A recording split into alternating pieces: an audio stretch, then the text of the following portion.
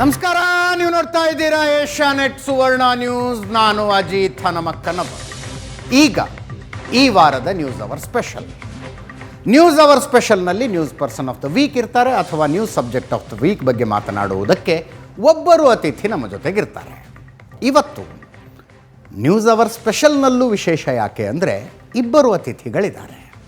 ವಿಷಯ ಏನು? ಪ್ರಿಯಾಂಕ್ ಖರ್ಗೆ ಅವರು ಮುಖ್ಯಮಂತ್ರಿಗಳಿಗೆ ಬರೆದ ಪತ್ರ.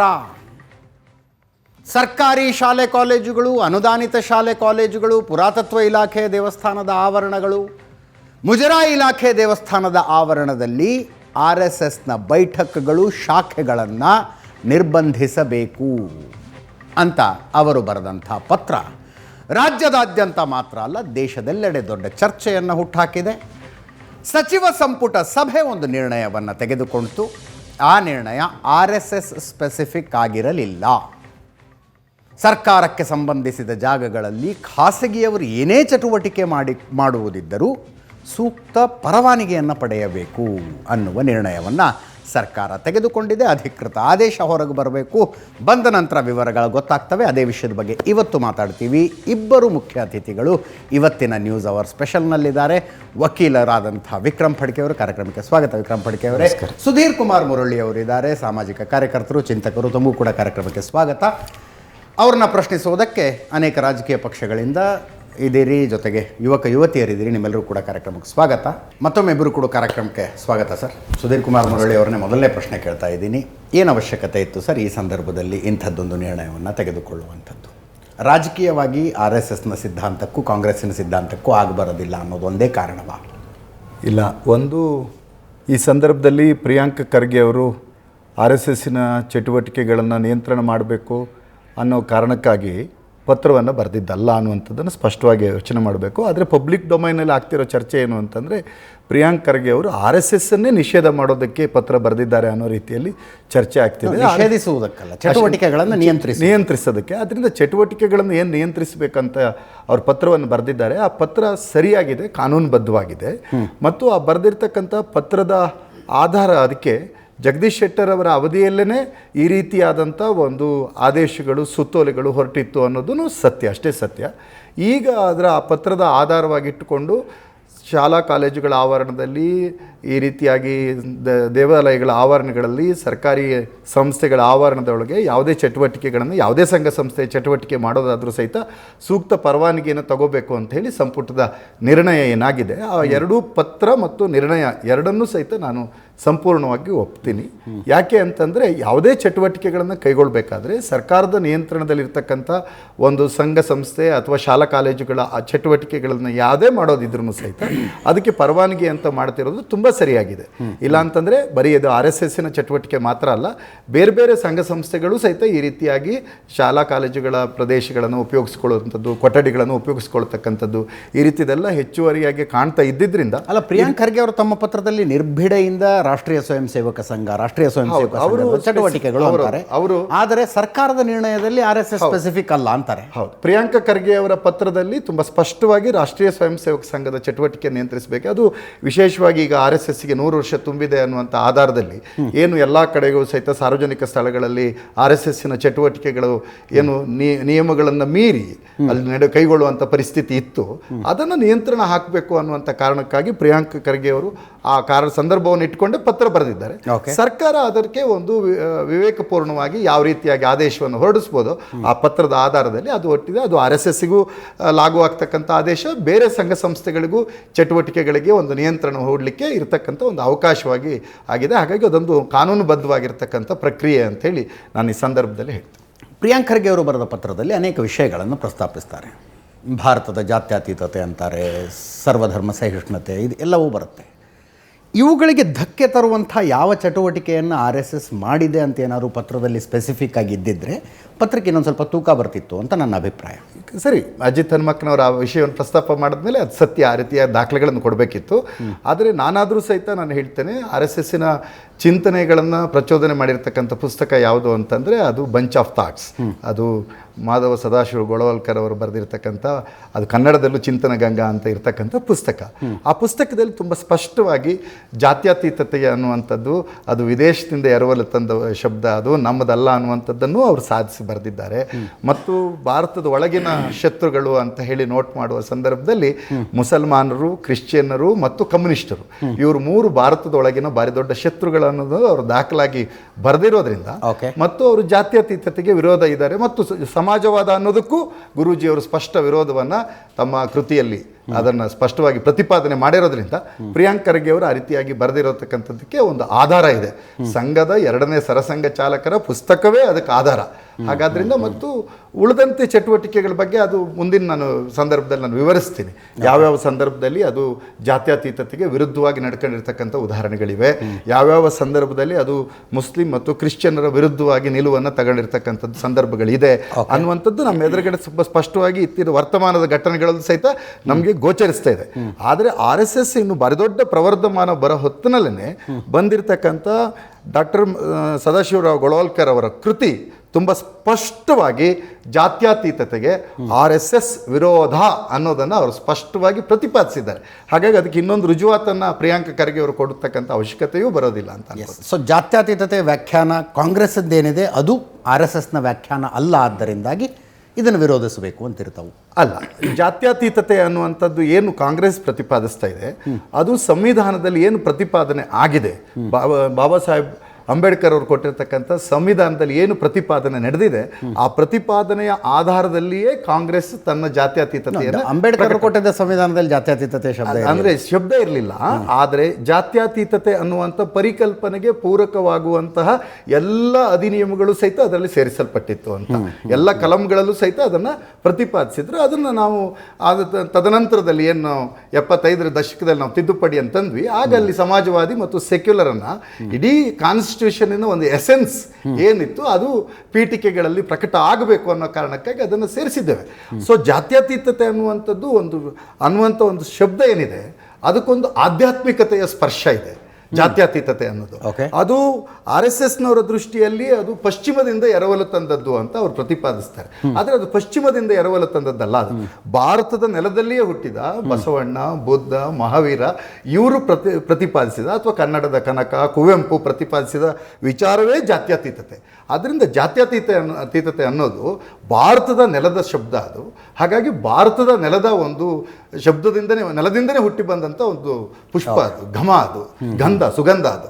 ಹಾಗಾದ್ರೆ ಅದಕ್ಕೆ ಅವರು RSS ವಿರೋಧ ಇರೋದ್ರಿಂದ ಸ್ಪಷ್ಟವಾಗಿ ಭಾರತೀಯ ಚಿಂತನೆಗೆ ಅವರು ವಿರೋಧ ಇದ್ದಾರೆ ಅನ್ನೋದು ನಮಗೆ ಗೊತ್ತಾಗ್ತಾ ಇದೆ. ಎಸ್, ವಿಕ್ರಮ್ ಫಡ್ಕೆ ಅವರೇ, ಈ ಕಾರಣಗಳಿಗಾಗಿ RSSನ ಚಟುವಟಿಕೆಗಳಿಗೆ ನಿರ್ಬಂಧ, ನಿಯಂತ್ರಣ ನೋಡಿ, ಯಾರ್ದೋ ಪರ್ಸನಲ್ ಒಪಿನಿಯನ್ ಆಧಾರದ ಮೇಲೆ, ಯಾರ್ದೋ ಒಂದು ಉದ್ದೇಶದ ಮೇಲೆ ಕಾನೂನುಗಳು ಆಗಬಾರ್ದು, ಜಿಯೋಗಳು ಹೊರಡಬಾರ್ದು.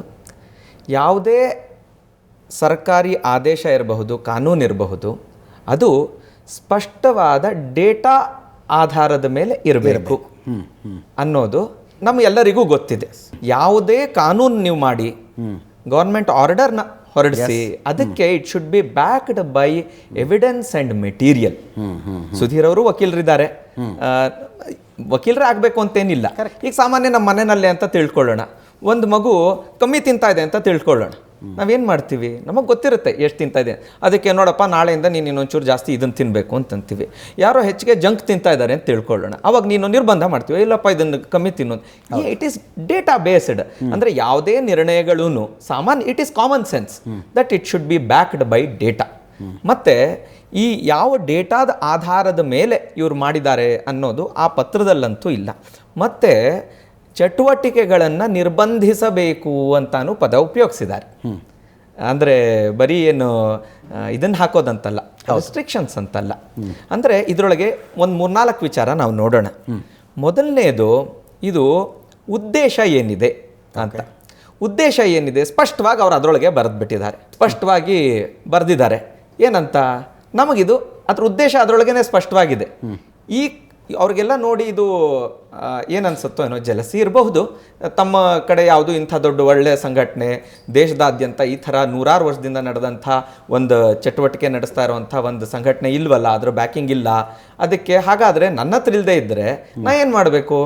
ಇನ್ನೊಬ್ಬರ ಹತ್ರ ಇರೋದನ್ನು ನಿಲ್ಲಿಸಬೇಕು.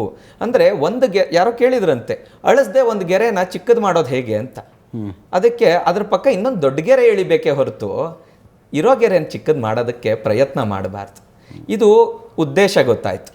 ಮಾನಸಿಕತೆ ಏನಿದೆ? ಮಾನಸಿಕತೆ ಎಮರ್ಜೆನ್ಸಿ ಮಾನಸಿಕತೆನೇ ಇದೆ, ಬೇರೆ ಏನೂ ಇಲ್ಲ ಇದರೊಳಗೆ ಸ್ಪಷ್ಟವಾಗಿ. ಅಂದರೆ ಯಾವುದೋ ಒಂದು ಈ ನೆಲದಿಂದ ಹುಟ್ಟಿದಂಥ, ಇಲ್ಲಿ ಜನರು ಆಡಿ ಕುಣಿದು ಯೋಗಾಸನ, ಸುಭಾಷಿತ, ಹಾಡು, ಪ್ರಾರ್ಥನೆ ಮಾಡ್ತಾ ಇರೋಂಥ ಏನು ಇದಿದೆಯಲ್ಲ, ಅದನ್ನು ನಿಲ್ಲಿಸಬೇಕು. ಅಂದರೆ ಈ ನೆಲದಿಂದ ಹುಟ್ಟು ಬಂದಂಥ ಒಂದು ಸಂಘಟನೆಗೆ ತಡೆ ಒಡ್ಡಬೇಕು. 100 ವರ್ಷ ಆಗೇ ಹೋಯ್ತಲ್ಲ, ಹೇಗೆ ಸಹಿಸೋದು ನಾವು ಇದನ್ನು? 3 ಸಲ ಪ್ರಯತ್ನ ಮಾಡಿದರು ಇದನ್ನೆಲ್ಲ ತಡೆ ಹಿಡಿಯೋದಕ್ಕೆ, ಆಗಲಿಲ್ಲ. ಪ್ರತಿ ಸಲಿನೂ ಸಂಘ ಪುಟ್ಟದೆದ್ದು ಜಾಸ್ತಿಯಾಗಿ ಇನ್ನೂ ತನ್ನ ಶಕ್ತಿನ ಜಾಸ್ತಿ ಮಾಡ್ಕೊಂಡು ಬಂದಿದೆ. ಆದ್ದರಿಂದ ಇದು ಸಹಿಸಲಾಗದೇ ಇರೋವಂಥ ಒಂದು ಮಾನಸಿಕತೆ. ಅದರೊಳಗೆ ಹೇಗಂದ್ರೂ ಉದಾಹರಣೆ ಇದ್ದೇ ಇತ್ತು ಎಮರ್ಜೆನ್ಸಿದು. ನಾವು ಒಂದು ಕೈ ನೋಡಿಬಿಡೋಣ ಅಂಥೇಳಿ ಎಮರ್ಜೆನ್ಸಿ ಟೈಮ್ನಲ್ಲೂ ಆಗಿನ ಪ್ರಧಾನಿಗಳಾದಂಥ ಇಂದಿರಾ ಗಾಂಧಿಯವರು ಸಂಘದ ಮೇಲೆ ನಿರ್ಬಂಧ ಹೇರಿದ್ರು. ಅದು ಬರೀ ಸಂಘದ ಮೇಲಲ್ಲ, ಈಗ ನಾವು ಹೆಂಗೆ ನೋಡ್ತಾ ಇದ್ದೀವಲ್ಲ, ಬೇರೆ ಎಲ್ಲ ಚಟುವಟಿಕೆಗಳನ್ನೂ ಖಾಸಗಿ ಇದನ್ನು ನಡಿಬಾರ್ದು ಅಂತ ಏನು ಮಾಡ್ತಾ ಇದ್ದಾರಲ್ಲ, ಆವಾಗ ಇಡೀ ದೇಶದ ಮೇಲೇ ಎಮರ್ಜೆನ್ಸಿ ಹೇರಿದ್ರು. ಯಾಕೆ ಅಂತಂದರೆ ತಮ್ಮ ಕೈಯಿಂದ ತಪ್ತಾ ಇದೆ, ತಮ್ಮ ಪಾಪ್ಯುಲಾರಿಟಿ ಕಮ್ಮಿ ಆಗೋಯ್ತು, ಜನ ಏನು ತಮ್ಮನ್ನು ನೆಚ್ಚಿ ಮತ ಹಾಕಿದ್ರಲ್ಲ ಅದಕ್ಕೆ ತಾವು ಇದು ಮಾಡೋಕ್ಕಾಗ್ತಾ ಇಲ್ಲ ಅನ್ನೋ ಒಂದು ಇದರಿಂದ ಇಡೀ ದೇಶದ ಮೇಲೇ ನಿರ್ಬಂಧ ಹೇರ್ಬಿಟ್ರು.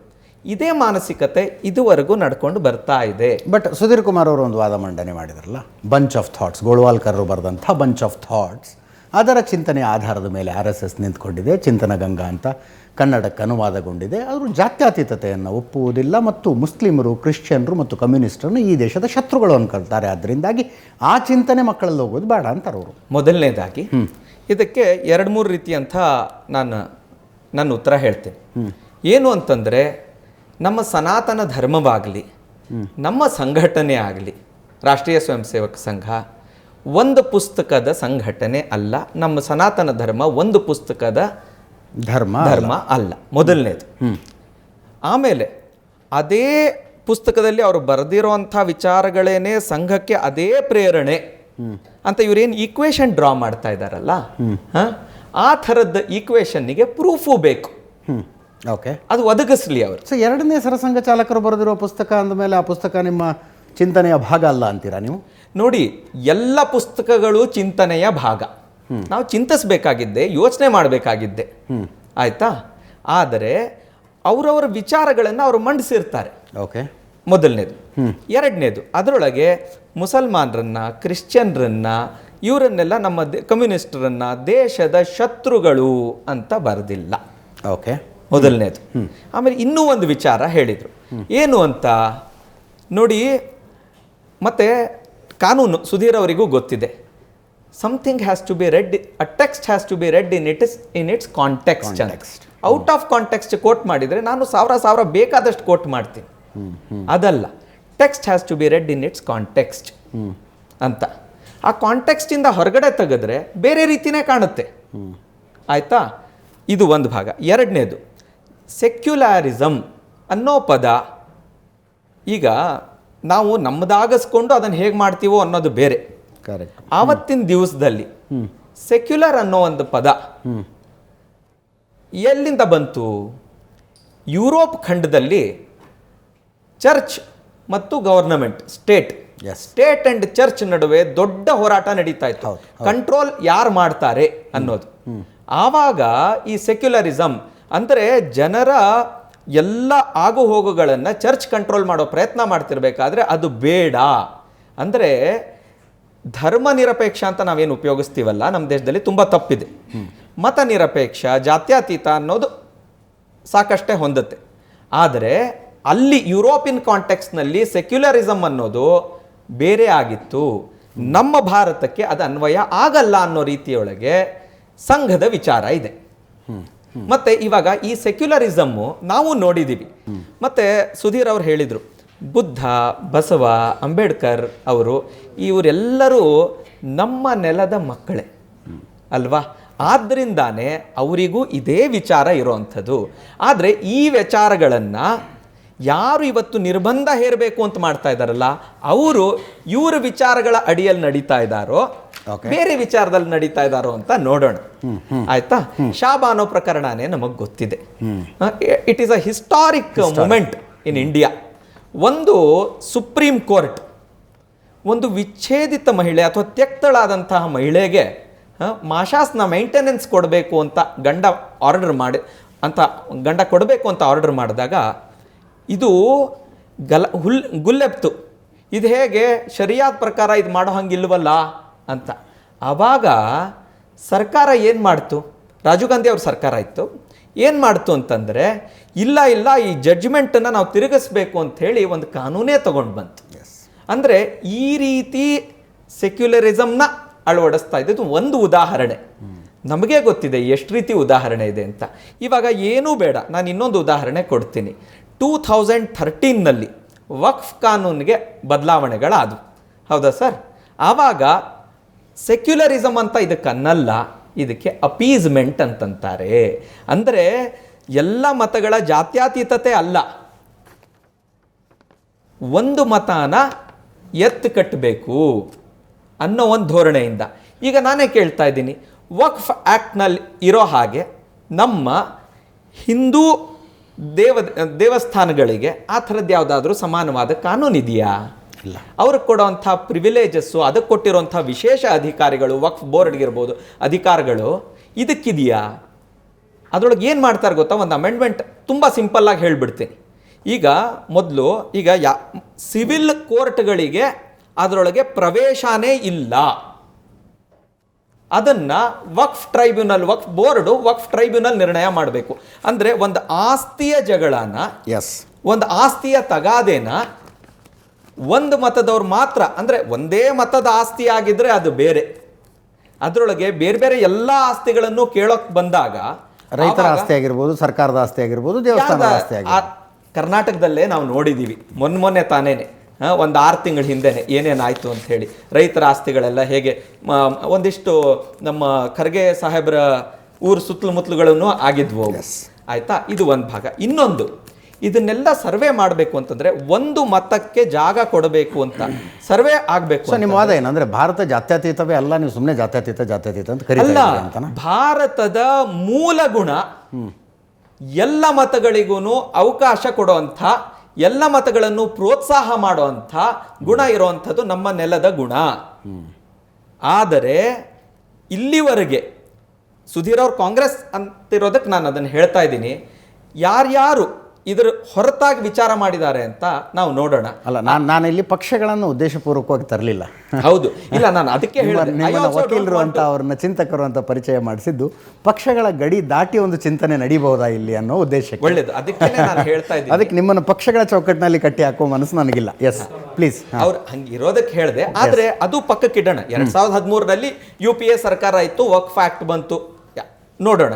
ಅದರೊಳಗೆ ಸರ್ವೆ ಮಾಡಿಸ್ಬೇಕು. ಸರ್ವೆ ಮಾಡಿಸೋ ಖರ್ಚು ಯಾರ್ದು? ಸರ್ವೆ ಮಾಡಿಸೋರು ಯಾರು? ಇದೆಲ್ಲವೂ ಸರ್ಕಾರ ಭರಿಸ್ಬೇಕಂತೆ. ಅಂದರೆ ನಿಮ್ಮ ದುಡ್ಡು ಟ್ಯಾಕ್ಸ್ ಏನು ಕಟ್ಟಿರ್ತೀವಲ್ಲ, ಅದು ಸರ್ಕಾರ ಈ ಒಂದೇ ಒಂದು ಮತಕ್ಕೆ ಪೂರಕವಾಗಿ ನಡ್ಕೊಳ್ಬೇಕು ಅಂತ ಮಾಡಿರುವಂಥ ಅಮೆಂಡ್ಮೆಂಟ್. ಆಯಿತಾ? ಇದನ್ನೆಲ್ಲ ನೋಡಿದ್ರೆ ಬಾಯಿನಲ್ಲಿ ಹೇಳ್ಬೋದು ಬುದ್ಧ, ಬಸವ, ಅಂಬೇಡ್ಕರ್ ಅಂತೆಲ್ಲ. ಆದರೆ ಆಚರಣೆ ನೋಡಬೇಕಲ್ವಾ? ನಮಗೆ ಗೊತ್ತಿದೆ, ಮನೆಯಲ್ಲಿ ಮಕ್ಕಳು ನಾವು ಬುದ್ಧಿವಾದ ಹೇಳಿದ್ರೆ ಕೇಳಲ್ಲ. ನಾವೇನು ಮಾಡ್ತೀವೋ ಅದನ್ನು ನೋಡ್ತಾರೆ. ಯದ್ಯದಾಚರತಿ ಶ್ರೇಷ್ಠ ತತ್ತದೇವೇತರೋ ಜನಃ ಸಯತ್ ಪ್ರಮಾಣಂ ಕುರುತೆ ಲೋಕಸ್ತದನುವರ್ತತೆ. ದೊಡ್ಡ ಜನರು ಏನು ಹೇಳ್ತಾರೆ ಅಂತ ಹೇಳಲಿಲ್ಲ, ದೊಡ್ಡ ಜನರು ಏನು ಆಚರಣೆ ಮಾಡ್ತಾರೆ ಅದನ್ನು ನೋಡಿ ಲೋಕ ಅನುಸರಿಸುತ್ತೆ ಅಂತ ಹೇಳ್ತಾರೆ. ಆದ್ದರಿಂದ ನಾವು ನೋಡಿದ್ದೀವಿ, ದೊಡ್ಡವರು ಅಂತ ಅನ್ನಿಸ್ಕೊಂಡವರು ಯಾವ್ಯಾವ ರೀತಿ ಕಾನೂನು ತಂದರು, ಏನೇನು ಮಾಡಿದರು, ಎಮರ್ಜೆನ್ಸಿನ ಹೇಗೆ ಹೇರಿದರು ಅಂತ. ಆದ್ದರಿಂದ ನಾವು ಆಚರಣೆನ ನೋಡೋಣ.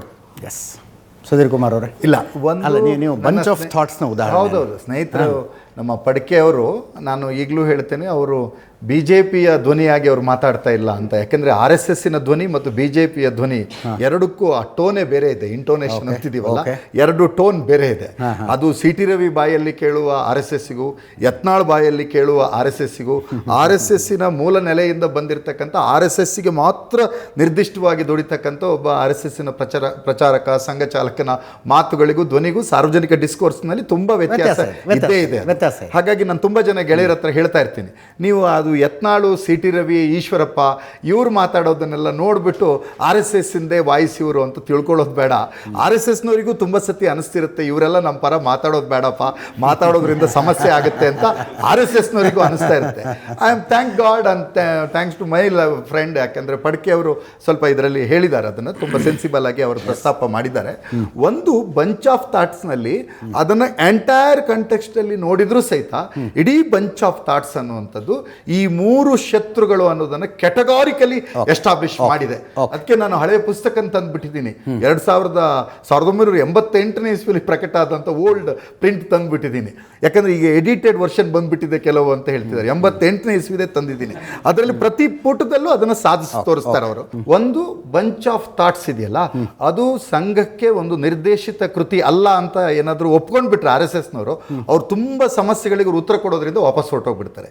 ಆದರೆ ಇಲ್ಲೊಂದು ಸ್ಪಷ್ಟವಾಗಿ ತಿಳ್ಕೊಬೇಕೇನು ಅಂದರೆ, ಸಂಘದ ಕಾರ್ಯಪದ್ಧತಿಯನ್ನ ನಿರ್ಮಾಣ ಮಾಡಿದವರು ಅದು ಸಂಸ್ಥಾಪಕರು ಕೇಶವ ಬಲರಾಮ್ ಹೆಡ್ಗೇವಾರ್. ಆದರೆ ಅದಕ್ಕೆ ಥಾಟ್ಸ್ಗಳನ್ನು ಸ್ಪಷ್ಟವಾಗಿ ಕೊಟ್ಟವರು ಗುರೂಜಿ ಅನ್ನೋದೇ RSS ವಲಯದ ಸ್ಪಷ್ಟವಾದಂಥ ಅಭಿಪ್ರಾಯ. ಗುರೂಜಿ ಅಂದರೆ 2ನೇ ಸರಸಂಘ ಚಾಲಕರು. ಸಂಘದ ಚಿಂತನೆಯ ದೃಷ್ಟಿ ಬಂದಾಗ ಇವೆರಡು ಕೃತಿಗಳೇ ಬಾರಿ ಅಧಿಕೃತವಾಗಿ ಅವರ ಸಂಘಕ್ಕೆ ಒಂದು ಬೈಬಲ್ ಇದ್ದಂಗೆ, ಸಂಘಕ್ಕೆ ಭಗವದ್ಗೀತೆ ಇದ್ದಂಗೆ, ಸಂಘಕ್ಕೆ ಕುರಾನ್ ಇದ್ದಂಗೆ ಅವರಿಗೆ ಆ ಸಂಘಟನೆ ಆಗಿದ್ದ ದೃಷ್ಟಿಯಿಂದ ಅದು ಇಟ್ಕೊಂಡಿದ್ದಾರೆ. ಭಾರತದ ಧರ್ಮ ಸಂಸ್ಕೃತಿಯನ್ನು ಪ್ರತಿಪಾದಿಸಲಿಕ್ಕೆ ಶ್ರುತಿ, ಸ್ಮೃತಿ, ಪುರಾಣ, ಜನಪದ ಇವೆಲ್ಲವೂ ಸೇರ್ಕೊಂಡು ನಮ್ಮ ಸಂಸ್ಕೃತಿಯನ್ನ ನಾವು ಉದ್ದೀಪನಗೊಳಿಸಿದ್ದೀವಿ ಅಥವಾ ಸಮೃದ್ಧಿಗೊಳಿಸಿದ್ದೀವಿ. ಬಟ್ RSS ಇವೆಲ್ಲ ವಿಚಾರಧಾರೆಯಿಂದ ಹೊರತಾಗಿ ನಿಂತು ಅದು ಒಂದು ಪರದೇಶಿ ವಿಚಾರಧಾರೆಯಿಂದ, ಪರದೇಶಿ ಅನ್ನೋ ಶಬ್ದವನ್ನು ಬೇರೆ ತರ ತಗೋಬಾರ್ದು, ಹೊರದೇಶದ ವಿಚಾರಧಾರೆಗಳಿಂದ ಅದು ಸಂಘಟನಾತ್ಮಕವಾಗಿ ಪ್ರಭಾವಿತಗೊಂಡಿದೆ ಅನ್ನೋದು RSSಗರ ಪ್ರತಿಪಾದನೆ. RSS ಭಾರತೀಯತೆಯನ್ನೇ ಸಂಪೂರ್ಣ ಪ್ರಕಟ ಮಾಡಲಿಕ್ಕೆ ಅದಕ್ಕೆ ಸಾಧ್ಯ ಆಗಲಿಲ್ಲ ಅನ್ನೋದು ನನ್ನ ಅಭಿಪ್ರಾಯ. ಮತ್ತು ಸಂಘ ಸಂಸ್ಥೆ ಮತ್ತು ಈ ಚಟುವಟಿಕೆಗಳಲ್ಲಿ ಉದಾಹರಣೆಗೆ RSS ತರಹದವೇ ಇನ್ನೊಂದು ಧಾರ್ಮಿಕ ಸಂಘಟನೆ ಯಾವುದು? ಯಾಕಂದ್ರೆ RSSನವರು ಇತ್ತೀಚೆಗೆ ಬಾರಿ ಧಾರ್ಮಿಕ ಸಂಘಟನೆ ಅಂತ ಹೇಳ್ಕೊತಾ ಇದ್ದಾರೆ ಅವರು. ಅದು ಮುಂಚೆ ಹೌದೌದು ಧಾರ್ಮಿಕ ಸಂಘಟನೆ, ಅದಕ್ಕೆ ಮುಂಚೆ ಅವ್ರು ಹೇಳ್ತಿದ್ರು ನಾವು ಸಾಂಸ್ಕೃತಿಕ ಸಂಘಟನೆ ಅಂತ. ಈಗ ನಮಗೆ ಸ್ಪಷ್ಟ ಗೊತ್ತಾಗುತ್ತೆ ಇದು ಧಾರ್ಮಿಕವೂ ಹೌದು, ರಾಜಕೀಯವೂ ಹೌದು ಅಂತ. ಅದಕ್ಕೇನು ಅಂತಂದ್ರೆ, ತುಂಬ ಸತಿ ನನ್ನ ಗೆಳೆಯ ಒಬ್ಬ ಹೇಳ್ತಾ ಇದ್ದ, ಅಣ್ಣ ಇದೇನು ಭಾರಿ ವ್ಯತ್ಯಾಸ ಏನು ಕಂಡು ಬರಲ್ಲ, ಇವರು RSS ಬಂದಾಗ ಈ ರೀತಿ ಪ್ಯಾಂಟು ಟೋಪಿ ಎಲ್ಲ ಹಾಕೊಂಡು ಮೆರವಣಿಗೆಗೆ ಬರ್ತಾರೆ, ವಿಶ್ವ ಹಿಂದೂ ಪರಿಷತ್ ಅಂದ್ಕೊಳ್ಳೆ ಪಂಚಗಿಂಚೆ ಉಟ್ಕೊಂಡು ಹಿಂಗೆ ಹೋಗ್ತಾರೆ, ಮತ್ತೊಂದು ಅಂದ್ಕೊಳ್ಳೆ ಲಾಠಿ ದೊಣ್ಣೆ ಕತ್ತಿ ಹಿಡ್ಕೊಂಡು ಹೋಗ್ತಾರೆ, BJP ಅಂದ್ಕೊಳ್ಳಿ ಸ್ವಲ್ಪ ಬಿಳಿ ಶರ್ಟ್ ಹಾಕೊಂಡು BJP ಸಭೆಗೆ ಬರ್ತಾರೆ ಅಂತ. ಇಷ್ಟೇ ವ್ಯತ್ಯಾಸ ಇರೋದು. ಈಗ ಕಂಡು ಬರ್ತಿರೋದು ಇಡೀ ಭಾರತದೊಳಗೆ ಇದೇನೆ. ಯಾರು RSS ಯಾರು ಇದೇನಿಲ್ಲ. ಅವರು ಈಗ ತುಂಬ ಮೊದಲೆಲ್ಲ RSSನವ್ರು ತುಂಬ ಸೂಕ್ಷ್ಮತೆಯನ್ನು ಪ್ರಕಟ ಮಾಡ್ತಾ ಇದ್ರು. ಏನು, ನಾವು ರಾಜಕೀಯವನ್ನು ಬಚ್ಚಲ ಮನೆ ಥರ ಇಟ್ಟಿದ್ದೀವಿ, ಅದನ್ನು ದೂರ ಇಟ್ಟಿದ್ದೀವಿ ಅಂತ. ಯಾವಾಗ ಈಗ ಕೇಂದ್ರದಲ್ಲಿ ಅಧಿಕಾರ ಬಂದು ಎಲ್ಲ ಆಯಕಟ್ಟಿನ ಜಾಗಕ್ಕೂ ನಾವು ಹೋಗಿದ್ದೀವಿ ಅಂತ ಅನಿಸ್ತಾ ಇದೆ. ಈಗ ಪಡಸಾಲೆಗೆ ಬಂದ್ಬಿಟ್ಟು ಈ ಪಡಸಾಲೆ ನಮ್ಮ ಸ್ವಯಂ ಸೇವಕ ಒಬ್ಬ ಪ್ರಧಾನಿ, ನಮ್ಮ ಸ್ವಯಂ ಸೇವಕ ಒಬ್ರು ಹೋಮ್ ಮಿನಿಸ್ಟರ್, ನಮ್ಮ ಸ್ವಯಂ ಸೇವಕ ಒಬ್ರು ಮುಖ್ಯಮಂತ್ರಿ ಅನ್ನೋಕೆ ಸ್ಟಾರ್ಟ್ ಮಾಡಿಬಿಟ್ಟಿದ್ದಾರೆ. ಒಂದು ವೇಳೆ ಅಧಿಕಾರ ಎಲ್ಲ ಹೋಗ್ಬಿಟ್ಟು ನನಗೆ ಗೊತ್ತಿಲ್ಲ, ಮುಂದೊಂದು ವೇಳೆ ಈ ಭಾರತದಲ್ಲಿ ಕಾಂಗ್ರೆಸ್ಸೋ ಜನತಾ ಪಕ್ಷನೋ ಕಮ್ಯುನಿಸ್ಟೋ ಇದ್ಯಾರೋ ಅಧಿಕಾರಕ್ಕೆ ಬಂದ ಕೂಡಲೇ ಮತ್ತೆ RSS 1950ನೇ ಇಸ್ವಿ ಡೈಲಾಗಿಗೆ ಹೋಗುತ್ತೆ, ನಾವು ರಾಜಕೀಯನ ಬಚ್ಚಲ ಮನೆ ಥರ ಇಟ್ಕೊಂಡಿದ್ದೀವಿ, ನಾವು ಬೇರೆ ಅಂತ ಹೇಳ್ತಾರೆ. This is the reality. RSS ಏನು ಹೇಳ್ತಾ ಇದೆ ಸಮಾಜಕ್ಕೆ, ನಾವು ಶಾಲಾ ಕಾಲೇಜುಗಳಲ್ಲಿ ಯೋಗ ಕಲಿಸ್ಕೊಡ್ತಿದ್ದೀವಿ, ನಾವು ವ್ಯಾಯಾಮ ಕಲಿಸ್ಕೊಡ್ತಿದ್ದೀವಿ, ಸುಭಾಷಿತ ಕಲಿಸ್ಕೊಡ್ತಿದ್ದೀವಿ ಅಂತ ಹೇಳ್ತಿದಾರಲ್ಲ, ಅದು ನಮ್ಮ ಶಾಲಾ ಕಾಲೇಜುಗಳಲ್ಲಿ ನಮ್ಮ ಪಠ್ಯಪುಸ್ತಕಗಳ ಮೂಲಕ ಕಲಿಸ್ಕೊಡ್ತಾ ಇದ್ದೀವಿ. ಕಾಲೇಜ್ ವಿದ್ಯಾರ್ಥಿಗಳಿಗೆ NSS ಇದೆ, ಹೈಸ್ಕೂಲ್ ಅವರಿಗೆ ವಿದ್ಯಾರ್ಥಿಗಳಿಗೆ, ಕಾಲೇಜ್ನವರಿಗೆ NCC ಇದೆ, ಸ್ಕೌಟ್ ಅಂಡ್ ಗೈಡ್ಸ್ ಇದೆ. ಇಂತಹ ಎಲ್ಲ ಸಂಸ್ಥೆಗಳು ಚಟುವಟಿಕೆಗಳು ಇರೋ ಹೊತ್ತಿನಲ್ಲಿ ನಿಮ್ಮದೊಂದು ಯಾಕಪ್ಪ ಅನ್ನುವಂಥದ್ದು ನನ್ನ ಪ್ರಶ್ನೆ. ಈ ದೇಶದಲ್ಲಿ ಏನು ಅವಘಡಗಳು ನೆರೆದೋಗಿಲ್ಲ, ಧರ್ಮವೂ ಅಪಾಯಕ್ಕೆ ಸಿಕ್ಕಿಲ್ಲ, ಧರ್ಮವೂ ಚೆನ್ನಾಗೇ ಇತ್ತು, ಆರಾಮಾಗೇ ಇತ್ತು. ಈಗಲೂ ಹೇಳ್ತಾ ಇದ್ದೇನೆ, ಹಿಂದೂ ಧರ್ಮದ ಪರವಾಗಿ ಕೆಲಸ ಮಾಡ್ತಕ್ಕಂಥ ವಿವೇಕಾನಂದರ ಪ್ರಣೀತವಾಗಿರ್ತಕ್ಕಂಥ ರಾಮಕೃಷ್ಣ ಮಿಷನ್ ನಮ್ಮ ನಡುವೆ ಇದೆ. ಇವತ್ತು ಇಡೀ ಅಂತಾರಾಷ್ಟ್ರೀಯ ಮಟ್ಟದಲ್ಲಿ ಕೆಲಸ ಮಾಡ್ತಿರ್ತಕ್ಕಂಥ ಇಸ್ಕಾನ್ ನಮ್ಮ ನಡುವೆ ಕೆಲಸ ಮಾಡ್ತಿದೆ. ಯಾರು ಅದ್ರ ಬಗ್ಗೆ ತಕರಾರು ಮಾಡ್ತಿಲ್ವಲ್ಲ, ಎಲ್ಲ ಪಕ್ಷದವರು ಅದಕ್ಕೆ ಪೂರಕವಾಗಿ ಕೆಲಸ ಮಾಡ್ತಾ ಇದ್ದಾರಲ್ಲ. ಇವ್ರ ಸಮಸ್ಯೆ ಇರೋದೇನು ಅಂದ್ರೆ ಬಿಜೆಪಿ ನಾವು ಒಂದೇ ಅಂತ ಗೊತ್ತಾಗ್ಬಿಟ್ಟಿದೆ. ಈಗ ಮೊದಲು ಒಂದೇನೆ, ಈಗ ಅಧಿಕೃತವಾಗಿ ಘೋಷಿಸ್ಕೊಂಡು ಬಿಟ್ಟಿದ್ದಾರೆ. ಇಲ್ಲಿ ಸಮಸ್ಯೆ ಏನು ಅಂತಂದ್ರೆ ಸರ್, RSSನ ಚಟುವಟಿಕೆಗಳನ್ನ ಶಾಲಾ ಕಾಲೇಜುಗಳಲ್ಲಿ ಈಗ ನಾನು ಮೊನ್ನೆ ಎಲ್ಲ ನೋಡ್ತಾ ಇದ್ದೀನಿ. ನಮಸ್ತೆ ಸದಾವತ್ಸಲೆ ಗೀತೆಯ ಜೊತೆಗೆ ಚಿಕ್ಕ ಚಿಕ್ಕ ಪುಟ್ಟ ಮಕ್ಕಳುಗಳು ನಡ್ಕೊಂಡು ಹೋಗ್ತಾ ಇದ್ದಾರೆ. ಓಕೆ, ನನ್ನ ಪ್ರಶ್ನೆ, 18 ವರ್ಷ ಆಗೋವರೆಗೆ ಅವರು ಒಂದು ಫಾರ್ಮಲ್ ಎಜುಕೇಶನ್ ಅಲ್ಲಿ ಹೋಗ್ಲಿ, 18 ವರ್ಷ ಆದ್ಮೇಲೆ ಆ ಮಗುಗೆ ಅನ್ಸಿ ಇದು RSS ಬೇಕು ಅಂತ ಅನ್ಸಿದ್ರೆ, ಅಥವಾ 21 ವರ್ಷ ಎಷ್ಟಾದಿರ್ಲಿ ಬೇಕು ಅಂತಂದ್ರೆ RSSಗೆ ಹೋಗ್ಲಿ, ಅದು ರೈತ ಸಂಘಕ್ಕೆ ಹೋಗುತ್ತೆ ಅಂದ್ರೆ ಹೋಗ್ಲಿ, DSSಗೆ ಹೋಗುತ್ತೆ ಅಂದ್ರೆ ಹೋಗ್ಲಿ, ಕಾಂಗ್ರೆಸ್ಗೆ ಹೋಗುತ್ತೆ ಅಂದ್ರೆ ಹೋಗ್ಲಿ. ಈಗಲೇ ನೀವು ಆ ಮಕ್ಕಳನ್ನ ತಂದು ಒಂದು ಮೈಂಡ್, ನಾನು ಇದನ್ನ ನೀವು ಎಲ್ಲಿಗೆ ತಗೊಂಡು ಹೋಗ್ತೀರಾ ನನಗೆ ಗೊತ್ತಿದೆ. ಅವರು ಇದು ಮದರಸಾ ಶಿಕ್ಷಣದಲ್ಲಿ ಮಕ್ಕಳನ್ನ ಚೌಕಟ್ಟು ಹಾಕಿ ನಿಯಂತ್ರಿಸುವ ವಿಚಾರಕ್ಕೂ ನನ್ನದು ಇದೇ ಮಾತು ಲಾಗು ಆಗುತ್ತೆ. ಸರ್ಕಾರ ಆಕ್ಷನ್ ಯಾವಾಗ ಇದೇ ಮಾತಾಗುತ್ತೆ. ನಿಮ್ಮ ಅಭಿಪ್ರಾಯ ಅಲ್ಲ, ಸರ್ಕಾರ ಆಕ್ಷನ್ ತಗೊಳ್ಬೇಕು. ಯಾವಾಗ ಆಕ್ಷನ್ ತಗೊಳತ್ತಂದ್ರೆ, ಈ ರೀತಿ ಬಡಿಗೆ ಹಿಡ್ಕೊಂಡು ತಲವಾರ್ ಹಿಡ್ಕೊಂಡು ಸಾರ್ವಜನಿಕವಾಗಿ ನಡೆದಾಗ ಅಲ್ಲೂ ಸಹಿತ ಇದೇ ಆಕ್ಷನ್ ಅನ್ನ. ಒಂದ್ ನಿಮಿಷ ಆವಾಗ ಸುಧೀರ್ ಕುಮಾರ್ ಅವರೇ, ರಾಮೇಶ್ವರಂ ಕೆಫೆಯಲ್ಲಿ ಬಾಂಬ್ ಬಿಟ್ಟಾಗ, ಆಡುಗೋಡಿಯಲ್ಲಿ ಬಾಂಬ್ ಬಿಟ್ಟಾಗ, ಚರ್ಚ್ ಸ್ಟ್ರೀಟ್ನಲ್ಲಿ ಬಾಂಬ್ ಬಿಟ್ಟಾಗ, IIScನಲ್ಲಿ ಗುಂಡು ಹೊಡೆದಾಗ ಈ ಯೋಚನೆಗಳು ಬರೋದಿಲ್ವಾ? ಎಲ್ಲಿಂದ ಬಂತು ಈ ಥಾಟ್ ಅನ್ನೋ ಯೋಚನೆ ಬರೋದಿಲ್ವಾ? ಈ ಮನಸ್ಥಿತಿ ಯಾಕೆ ಹುಟ್ಕೊಂಡು ಯೋಚನೆ ಬರೋದಿಲ್ವಾ? ಅವನೊಬ್ಬ ಒಂದ್ ನಿಮಿಷ, ಶಿವಮೊಗ್ಗ ರೀ, ಕುವೆಂಪು ಹುಟ್ಟಿದಂಥ ನಾಡು, ಜಾತ್ಯತೀತ ನಾಡದು. ಯಾವನೋ ಅಲ್ಲಿಯ ತುಂಗಾ ತೀರದಲ್ಲಿ ಬಾಂಬ್ ಟೆಸ್ಟ್ಗಳಾಗ್ತವೆ. ಶಾರಿಕ್ ಅನ್ನುವ ಹುಡುಗ ಅಲ್ಲೊಂದು 3-4 ಜನ ಹೋಗಿ ಪಾಕಿಸ್ತಾನದಲ್ಲಿ ಕೂತ್ಕೊಂಡಿದ್ದಾರೆ. ಅವ್ನು ಕುಕ್ಕರ್ನಲ್ಲಿ ತಗೊಂಡು ಹೋಗ್ತಿರುವಾಗ ಬ್ಲಾಸ್ಟ್ ಆಗಿ ಆತ ಸಿಕ್ಕಾಕೊಳ್ತಾನೆ. ಆ ಸಂದರ್ಭದಲ್ಲಿ ಈ ಥಾಟ್ಗಳು ಎಲ್ಲಿಂದ ಹುಟ್ಕೊಳ್ತಾ ಇವೆ ಅನ್ನೋ ಆಲೋಚನೆ ಬರೋದಿಲ್ವೇ? ಇಲ್ಲ, ಖಂಡಿತ ಅದಕ್ಕೆ ಧರ್ಮ ಕಾರಣ ಅಲ್ಲ ಸರ್. ಧರ್ಮವನ್ನು ಅಪವ್ಯಾಖ್ಯಾನ ಮಾಡಿರ್ತಕ್ಕಂಥ ಭಯೋತ್ಪಾದಕರ ಕಾರಣ. ಅದಕ್ಕೆ ಅಪವ್ಯಾಖ್ಯಾನವನ್ನು ಮಾಡುವ ಭಯೋತ್ಪಾದಕರ ಕಾರಣ. ಸುಧೀರ್ ಕುಮಾರ್ ಅವರೇ, ರಾಮೇಶ್ವರಂ ಕೆಫೆಯಲ್ಲಿ ಬಾಂಬ್ ಬಿಟ್ಟಾಗ, ಆಡುಗೋಡಿಯಲ್ಲಿ ಬಾಂಬ್ ಬಿಟ್ಟಾಗ, ಚರ್ಚ್ ಸ್ಟ್ರೀಟ್ನಲ್ಲಿ ಬಾಂಬ್ ಬಿಟ್ಟಾಗ, IIScನಲ್ಲಿ ಗುಂಡು ಹೊಡೆದಾಗ ಈ ಯೋಚನೆಗಳು ಬರೋದಿಲ್ವಾ? ಎಲ್ಲಿಂದ ಬಂತು ಈ ಥಾಟ್ ಅನ್ನೋ ಯೋಚನೆ ಬರೋದಿಲ್ವಾ? ಈ ಮನಸ್ಥಿತಿ ಯಾಕೆ ಹುಟ್ಕೊಂಡು ಯೋಚನೆ ಬರೋದಿಲ್ವಾ? ಅವನೊಬ್ಬ ಒಂದ್ ನಿಮಿಷ, ಶಿವಮೊಗ್ಗ ರೀ, ಕುವೆಂಪು ಹುಟ್ಟಿದಂಥ ನಾಡು, ಜಾತ್ಯತೀತ ನಾಡದು. ಯಾವನೋ ಅಲ್ಲಿಯ ತುಂಗಾ ತೀರದಲ್ಲಿ ಬಾಂಬ್ ಟೆಸ್ಟ್ಗಳಾಗ್ತವೆ. ಶಾರಿಕ್ ಅನ್ನುವ ಹುಡುಗ ಅಲ್ಲೊಂದು 3-4 ಜನ ಹೋಗಿ ಪಾಕಿಸ್ತಾನದಲ್ಲಿ ಕೂತ್ಕೊಂಡಿದ್ದಾರೆ. ಅವ್ನು ಕುಕ್ಕರ್ನಲ್ಲಿ ತಗೊಂಡು ಹೋಗ್ತಿರುವಾಗ ಬ್ಲಾಸ್ಟ್ ಆಗಿ ಆತ ಸಿಕ್ಕಾಕೊಳ್ತಾನೆ. ಆ ಸಂದರ್ಭದಲ್ಲಿ ಈ ಥಾಟ್ಗಳು ಎಲ್ಲಿಂದ ಹುಟ್ಕೊಳ್ತಾ ಇವೆ ಅನ್ನೋ ಆಲೋಚನೆ ಬರೋದಿಲ್ವೇ? ಇಲ್ಲ, ಖಂಡಿತ ಅದಕ್ಕೆ ಧರ್ಮ ಕಾರಣ ಅಲ್ಲ ಸರ್. ಧರ್ಮವನ್ನು ಅಪವ್ಯಾಖ್ಯಾನ ಮಾಡಿರ್ತಕ್ಕಂಥ ಭಯೋತ್ಪಾದಕರ ಕಾರಣ. ಅದಕ್ಕೆ ಅಪವ್ಯಾಖ್ಯಾನವನ್ನು ಮಾಡುವ ಭಯೋತ್ಪಾದಕರ ಕಾರಣ. ಯದಾ ಈ ಧರ್ಮಸ್ಯ ಗ್ಲಾನಿರ್ಭವತಿ ಭಾರತ ಅಂತ ಕೃಷ್ಣ ಹೇಳಿದ್ದನ್ನ ಆ ಕಾಲದಲ್ಲಿ ಇಟ್ಟಿದ್ದನ್ನು ಸಬ್ಜೆಕ್ಟ್ ಅನ್ನು ತೆಗೆದು ನಾವು ಬ್ಯಾನರ್ ಅಲ್ಲಿ ಹಾಕಿ ಯಾವ್ದಾವ್ದೋ ಧರ್ಮದವರ ಮೇಲೆ ಹೇಟ್ ಸ್ಪೀಚ್ ಅನ್ನ ಮಾಡ್ತಾ ಇದೀವಲ್ಲ ನಮ್ಮ ಬ್ಯಾನರ್ ಅಲ್ಲಿ. ಕೃಷ್ಣ ಧರ್ಮ ಆ ವ್ಯಾಖ್ಯಾನದಲ್ಲಿ ಹೇಳಿದ್ನಾ ಅಸತೋಮ ಸದ್ಗಮಯ, ತಮಸೋಮ ಜ್ಯೋತಿರ್ಗಮಯ, ಮೃತ್ಯೋರ್ಮ ಅಮೃತಂ ಗಮಯ, ಓಂ ಶಾಂತಿ ಶಾಂತಿ ಶಾಂತಿ ಅಂತ ಹೇಳಿದ್ದು ನಮ್ಮ ಸ್ಮೃತಿಯ ವಿಚಾರ. ನೀವು ಬೇರೆ ವಿಚಾರಕ್ಕೆ ಯಾಕೆ ಹೋಗ್ತಾ ಇದ್ದೀರಿ? ಒಂದ್ ನಿಮಿಷ, ದಿನಕ್ಕೆ 5 ಸಲ ಅಜಾನ್ ಕೇಳಿಸ್ಕೊತೀವಲ್ಲ ಸರ್, ಅದರ ಅರ್ಥ ಗೊತ್ತಾ ನಿಮಗೆ? ಏನಂತ? ಯಾವುದಾದ್ರೂ ಅಜಾನಲ್ಲಿ ಯಾವುದು, ಈಗಲೂ ನಾನು ತುಂಬ ಸ್ಪಷ್ಟವಾಗಿ ಹೇಳ್ತೀನಿ, ಇದು ಒಂದು ಪಬ್ಲಿಕ್ ಡೊಮೈನಲ್ಲಿ ಸೃಷ್ಟಿ ಮಾಡ್ತಕ್ಕಂಥ ಒಂದು ದೊಡ್ಡ ಮೆಟಾಫರ್. ಅದೇನು ಮೆಟಾಫರ್ ಅಂತಂದ್ರೆ, ಅವ್ರ ಅಜಾನ್ ಕೂಗೋದು ಯಾವುದೋ ಭಯೋತ್ಪಾದನೆಗೆ ಕರೆ ಕೊಡ್ತಾ ಇದ್ದಾರೆ. ಯಾವ ಅಜಾನ್ ಇಲ್ಲ, ನಾನು ನಿಮಗೆ ಕೇಳ್ತಾ ಇರೋದು ಅದರ ಅರ್ಥ ಏನು ಅಂತ. ಅಜಾನ್ ಈಗಲೂ ಏನು ಗೊತ್ತಾ ಸರ್, ಅದರ ಅರ್ಥ ಏನು ಅಂತಂದ್ರೆ ಅಲ್ಲಾಹು ಅಂತಂದ್ರೆ ಸರ್ವಶಕ್ತನ ಅವರು ಆ ಭಾಷೆಯಲ್ಲಿ ಅಲ್ಲಾಹು ಅಂತ ಹೇಳ್ತಿದ್ದಾರೆ.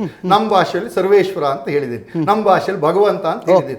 ಅವನನ್ನು ಸ್ತುತಿಸಿ ಅವ್ರು ಹೇಳ್ತಾ ಇದ್ದಾರೆ, ನೀನು ಸರ್ವಶಕ್ತ ಕಣಪ್ಪ, ನೀನೇ ನಮ್ಮ ರಕ್ಷಣೆ ಮಾಡೋಣ ಅಂತ ಹೇಳೋದು ಬಿಟ್ರೆ 100% RSSನ ದಂಡ ಪ್ರಯೋಗ ಹಿಡ್ಕೊಂಡು ಏನು ಹೋಗ್ತಾ ಇದ್ದಾರೆ, ಅದು ನಮ್ಮ ಕನ್ನಡದ ಭಾಷೆಯಲ್ಲಿ ಬಡಿಗೆ. ಆ ಬಡಿಗೆ ಹಿಡ್ಕೊಂಡು ಏನು ಹೋಗ್ತಾ ಇದ್ದಾರೆ, ಆ ಬಡಿಗೆ ಅನ್ನೋದು ಸಾರ್ವಜನಿಕವಾಗಿ ಶಸ್ತ್ರಾಸ್ತ್ರವನ್ನು ಪ್ರದರ್ಶನ ಮಾಡ್ತಕ್ಕಂಥದ್ದು ತಪ್ಪಾಗ್ತದೆ.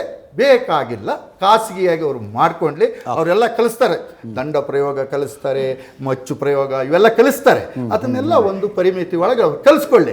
ಆವಾಗಲೂ ಸಹಿತ ನೀವು ಹೇಳ್ದಂಗೆ ಅವರು ಏನಾದ್ರು ಬಾಂಬ್ ಟೆಸ್ಟ್ ಮಾಡಕ್ಕೆ ಸ್ಟಾರ್ಟ್ ಮಾಡಿದ್ರೆ ತುಂಗಾ ತೀರದಲ್ಲೋ, ಕಾವೇರಿ ತೀರದಲ್ಲೋ, ಕೃಷ್ಣಾ ತೀರದಲ್ಲೋ, ಗಂಗಾ ತೀರದಲ್ಲೋ ಮಾಡಿದಾಗ ಅದಕ್ಕೂ ಚಟುವಟಿಕೆಗೆ ಯಾವ ರೀತಿ ನಿಷೇಧ ಹಾಕಬೇಕು ನಿಷೇಧ ಮಾಡೋಣ. ಅವರಿಗೆ ಅನುಭವ ಇದೆ, 3 ಸತಿ ಅವರೇ ಹೇಳ್ದಂಗೆ ನಿಷೇಧ ಮಾಡ್ಕೊಂಡಿದ್ದಾರೆ. ಹಾಗಾಗಿ ಅವರು 100 ವರ್ಷ ಅಂತ ಭಾರಿ ಹೆಮ್ಮೆಯಿಂದ ಹೇಳಂಗಿಲ್ಲ. ಹುಟ್ಟಿದ ಕಾರಣಕ್ಕಾಗಿ ಮಾತ್ರ RSS 100 ಅಂತ ಹೇಳಬೇಕು. ನಿಷೇಧ ಆಗಿದ್ದ ಪೀರಿಯಡನ್ನೆಲ್ಲ ಡಿಲೀಟ್ ಮಾಡಿದ್ರೆ ಅವ್ರು ಇನ್ನೂ 90ರಲ್ಲೇ ಇದ್ದಾರೆ ಸರ್. ಸಾಕಷ್ಟು ವಾದಗಳು ಬಂತು, ಹೇಳೋಣ. ಅವುಗಳ ಪೈಕಿ ಕೆಲವಕ್ಕಾದ್ರೂ ತಾವು ಕೆಲವೊಂದು ನೀನು ಎಲ್ಲಾನು ಉತ್ತರ ಕೊಡೋಣ, ಅದಕ್ಕೇನಂತೆ. ಮತ್ತೆ ಉತ್ತರ ಕೊಡಬೇಕಾಗಿರೋ ಬಾಧ್ಯತೆ ಎಲ್ಲರಿಗೂ ಇರುತ್ತೆ ಸಮಾಜದಲ್ಲಿ, ಕೊಡೋಣ. ಹಾಗೆ ಪ್ರಿಯಾಂಕ ಖರ್ಗೆ ಅವ್ರಿಗೂ ಉತ್ತರ ಕೊಡುವಂತಹ ಬಾಧ್ಯತೆ ಇರುತ್ತೆ, ಅವರು ಕೊಡ್ತಾರೆ. ನೋಡೋಣ ಯಾವಾಗ ಕೊಡೋ ಪರಿಸ್ಥಿತಿ ಬರುತ್ತೆ ಅಂತ, ಅವಾಗ ನೋಡೋಣ. ಈಗ ಸುಧೀರ್ ಅವ್ರು ಮಾತಾಡ್ತಾ ಪದೇ ಪದೇ ಪದೇ ಪದೇ ಏನು ಬಳಸ್ತಾ ಇದ್ರು ಪದಗಳು? ನಿರ್ಬಂಧ, ನಿಷೇಧ, ನಿಯಂತ್ರಣ. ಅಂದರೆ ಬಾಯಿ ತೆಗೆದ್ರೆ ಏನು ಹೇಳೋದು? ರಿಸ್ಟ್ರಿಕ್ಟ್ ಮಾಡ್ತೀನಿ, ನಾನು ಟಾಲರೇಟ್ ಮಾಡಲ್ಲ, ನಿನ್ನನ್ನು ಬ್ಯಾನ್ ಮಾಡ್ತೀನಿ. ಅವ್ರು ಕನ್ನಡದಲ್ಲಿ ಹೇಳಿದ್ದೆ, ನಾನು ಇಂಗ್ಲೀಷ್ನಲ್ಲಿ ತರ್ಜಮೆ ಮಾಡಿ. ಇದ್ರ ಮಾನಸಿಕತೆ ಯೋಚನೆ ಮಾಡೋಣ. ಮತ್ತು ಇನ್ನೊಂದು, ಯಾರೋ ಒಬ್ರು 1-4 ಜನ ಹುಡುಗರು ಒಂದು ಕಾಲ್ ಹಿಡ್ಕೊಂಡು ಹೋಗ್ತಾ ಇದ್ದಾರಪ್ಪ. ಎಷ್ಟು ಇನ್ಸೆಕ್ಯೂರಿಟಿ ಸ್ವಾಮಿ, ಅವ್ರಿಗೆ ಭಯ ಪಡ್ತಾ ಇದ್ದಾರೆ. ಯಾವ ಸ್ಥಾನದಲ್ಲಿದ್ದಾರೆ, ಇಷ್ಟು ಭಯ ಬೇಕಾ? ಅದೇ ತೋರಿಸುತ್ತೆ ಏನಿದೆ ಅಂತ.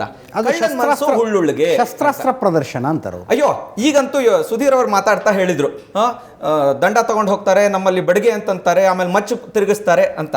ಅಂದರೆ ಬುದ್ಧಿವಂತರಿದ್ದಾರೆ ಸುಧೀರ್ ಅವರು. ಹೇಳ್ತಾ ಹೇಳ್ತಾ ಆಮೇಲೆ ನೆಕ್ಸ್ಟ್ ಬರ್ತಾರೆ, ಮಚ್ ತಗೋತಾರೆ, ಲಾಂಗ್ ತಗೋತಾರೆ, ಗನ್ ತಗೋತಾರೆ, ಇದನ್ನ ಅಂತ.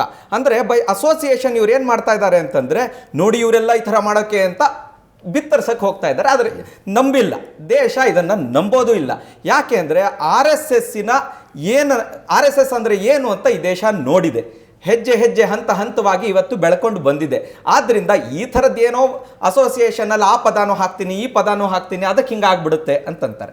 ಮತ್ತು ಇನ್ನೂ ಒಂದು ಹೇಳ್ಬಿಡ್ತೀನಿ, ಆಯಿತು ಇದು ಕಾನೂನಿನ ಚರ್ಚೆ ಅಲ್ಲ, ಆದರೂ ಹೇಳ್ತೀನಿ. ಏನು ಅಂದರೆ ಆರ್ಮ್ಸ್ ಆ್ಯಕ್ಟ್ ಅಂತ ನಮ್ಮ ದೇಶದಲ್ಲಿ ಒಂದಿದೆ.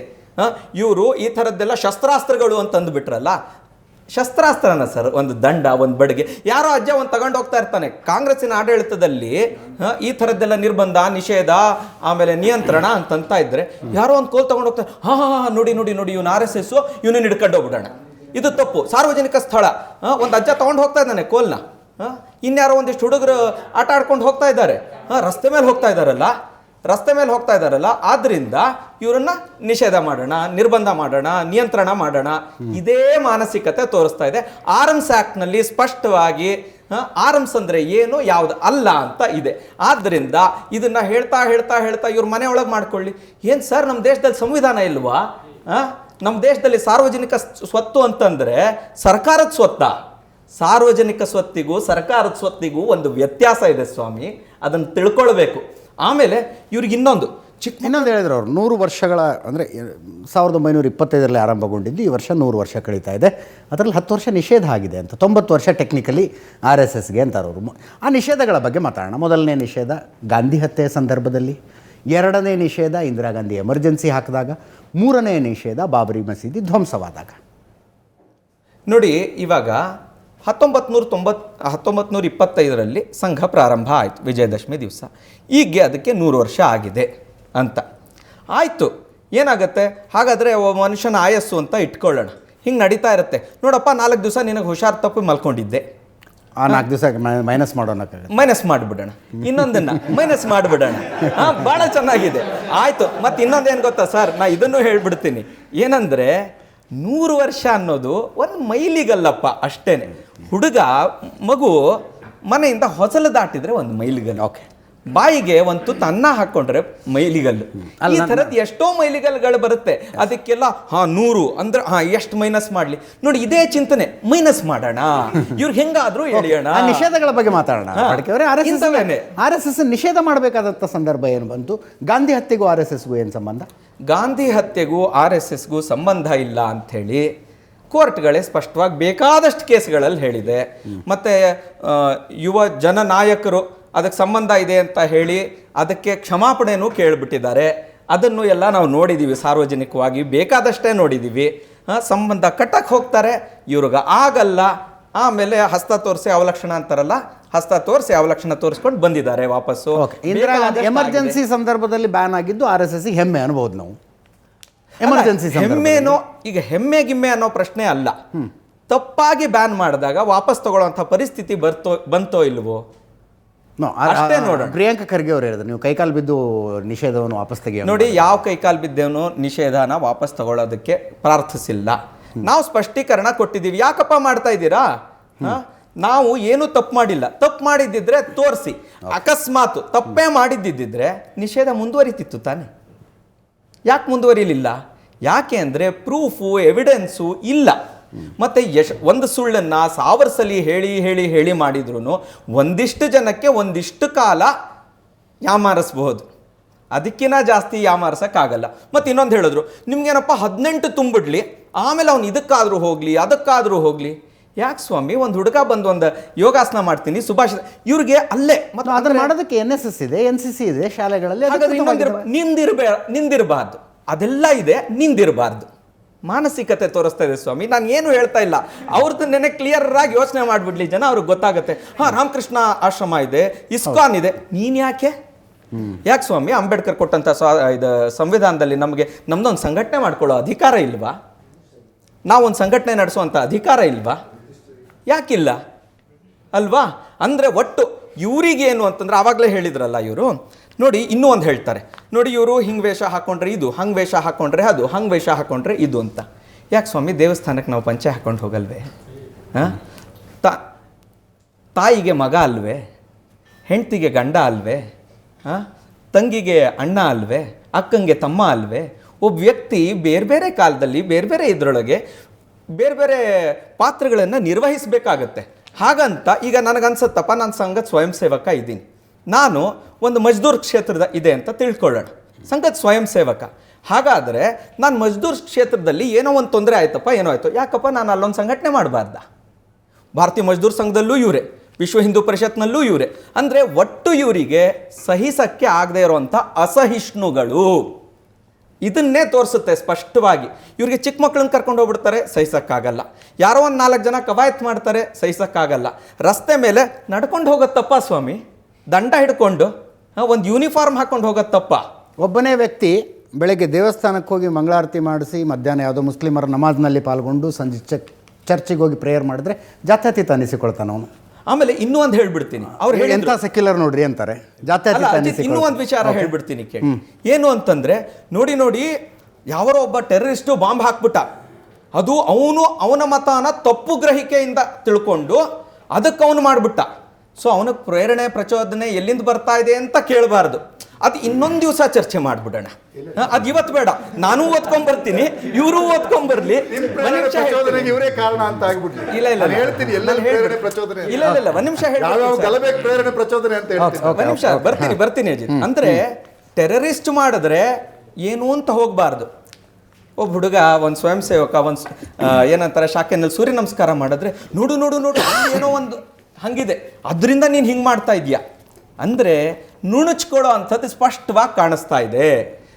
ತಪ್ಪು ಎಲ್ಲಿ ಅಂತಂದರೆ ಆಚರಣೆಯೊಳಗೆ ತಪ್ಪಾದರೆ ಗೊತ್ತಾಯ್ತಲ್ವಾ, ಅದನ್ನು ಕಂಪೇರ್ ಮಾಡಲ್ಲ. ಎಲ್ಲೋ ಏನೋ ಒಂದು ಬರೆದಿದೆ, ನಿಮ್ಮ ಬರೆದಿರೋದು ಇವನು ಆಚರಣೆ ಮಾಡ್ತಾ ಇರೋ ಹಂಗಿದೆ. ಆಚರಣೆ ಮಾಡೋದು ಒಂದು ಬೇರೆ, ಬರೆದಿರೋದು ಬೇರೆ ಕಡೆ. ಆದರೆ ಆ ಆಚರಣೆಗೆ ಟೆರರಿಸ್ಟ್ಗೆ ಪ್ರೇರಣೆ ಎಲ್ಲಿಂದ ಬಂತು ಅಂದರೆ ಇನ್ನೊಂದು ದಿವಸ ಚರ್ಚೆ ಮಾಡಿಬಿಡೋಣ. ಯಾಕೆ ಅಂತಂದರೆ ಅದು ಸ್ವಲ್ಪ ಅದೇನೋ ಅಂತಾರಲ್ಲ, ಸೆನ್ಸಿಟಿವ್ ಏರಿಯಾ ಬೇಡ. ಆ ಸೆನ್ಸಿಟಿವ್ ಏರಿಯಾ ಅಷ್ಟೇ ಇರೋವಂಥದ್ದು. ಆದ್ದರಿಂದ ಇವೆಲ್ಲ ಚರ್ಚೆ ಮಾಡಬೇಕಾದ್ರೆ ಸುಮ್ಮನೆ ಇದನ್ನು ಅಂದರೆ ಭಾಳ ಬುದ್ಧಿವಂತರಿದ್ದಾರೆ ಸುಧೀರ್ ಅವರು. ಹೇಳ್ತಾ ಈ ಕಡೆಗೆ ತಿರುಗಿಸ್ಬಿಡೋಣ ಅಂತ ಆಗಲ್ಲ ಸ್ವಾಮಿ. ಜನ ಬುದ್ಧಿವಂತರಿದ್ದಾರೆ. ಆ ಕಾಲ ಹೊರಟೋಯ್ತು. ಅಫಿಷಿಯಲ್ ಸೀಕ್ರೆಟ್ಸ್ ಆ್ಯಕ್ಟು ಮುಗಿದೋಗಿದೆ, ಗೊತ್ತಾಯ್ತಲ್ವಾ? ಇವಾಗ ಎಲ್ಲ ಮುಚ್ಚಿಡೋದು ಇದೆಲ್ಲ ಆಗೋಲ್ಲ.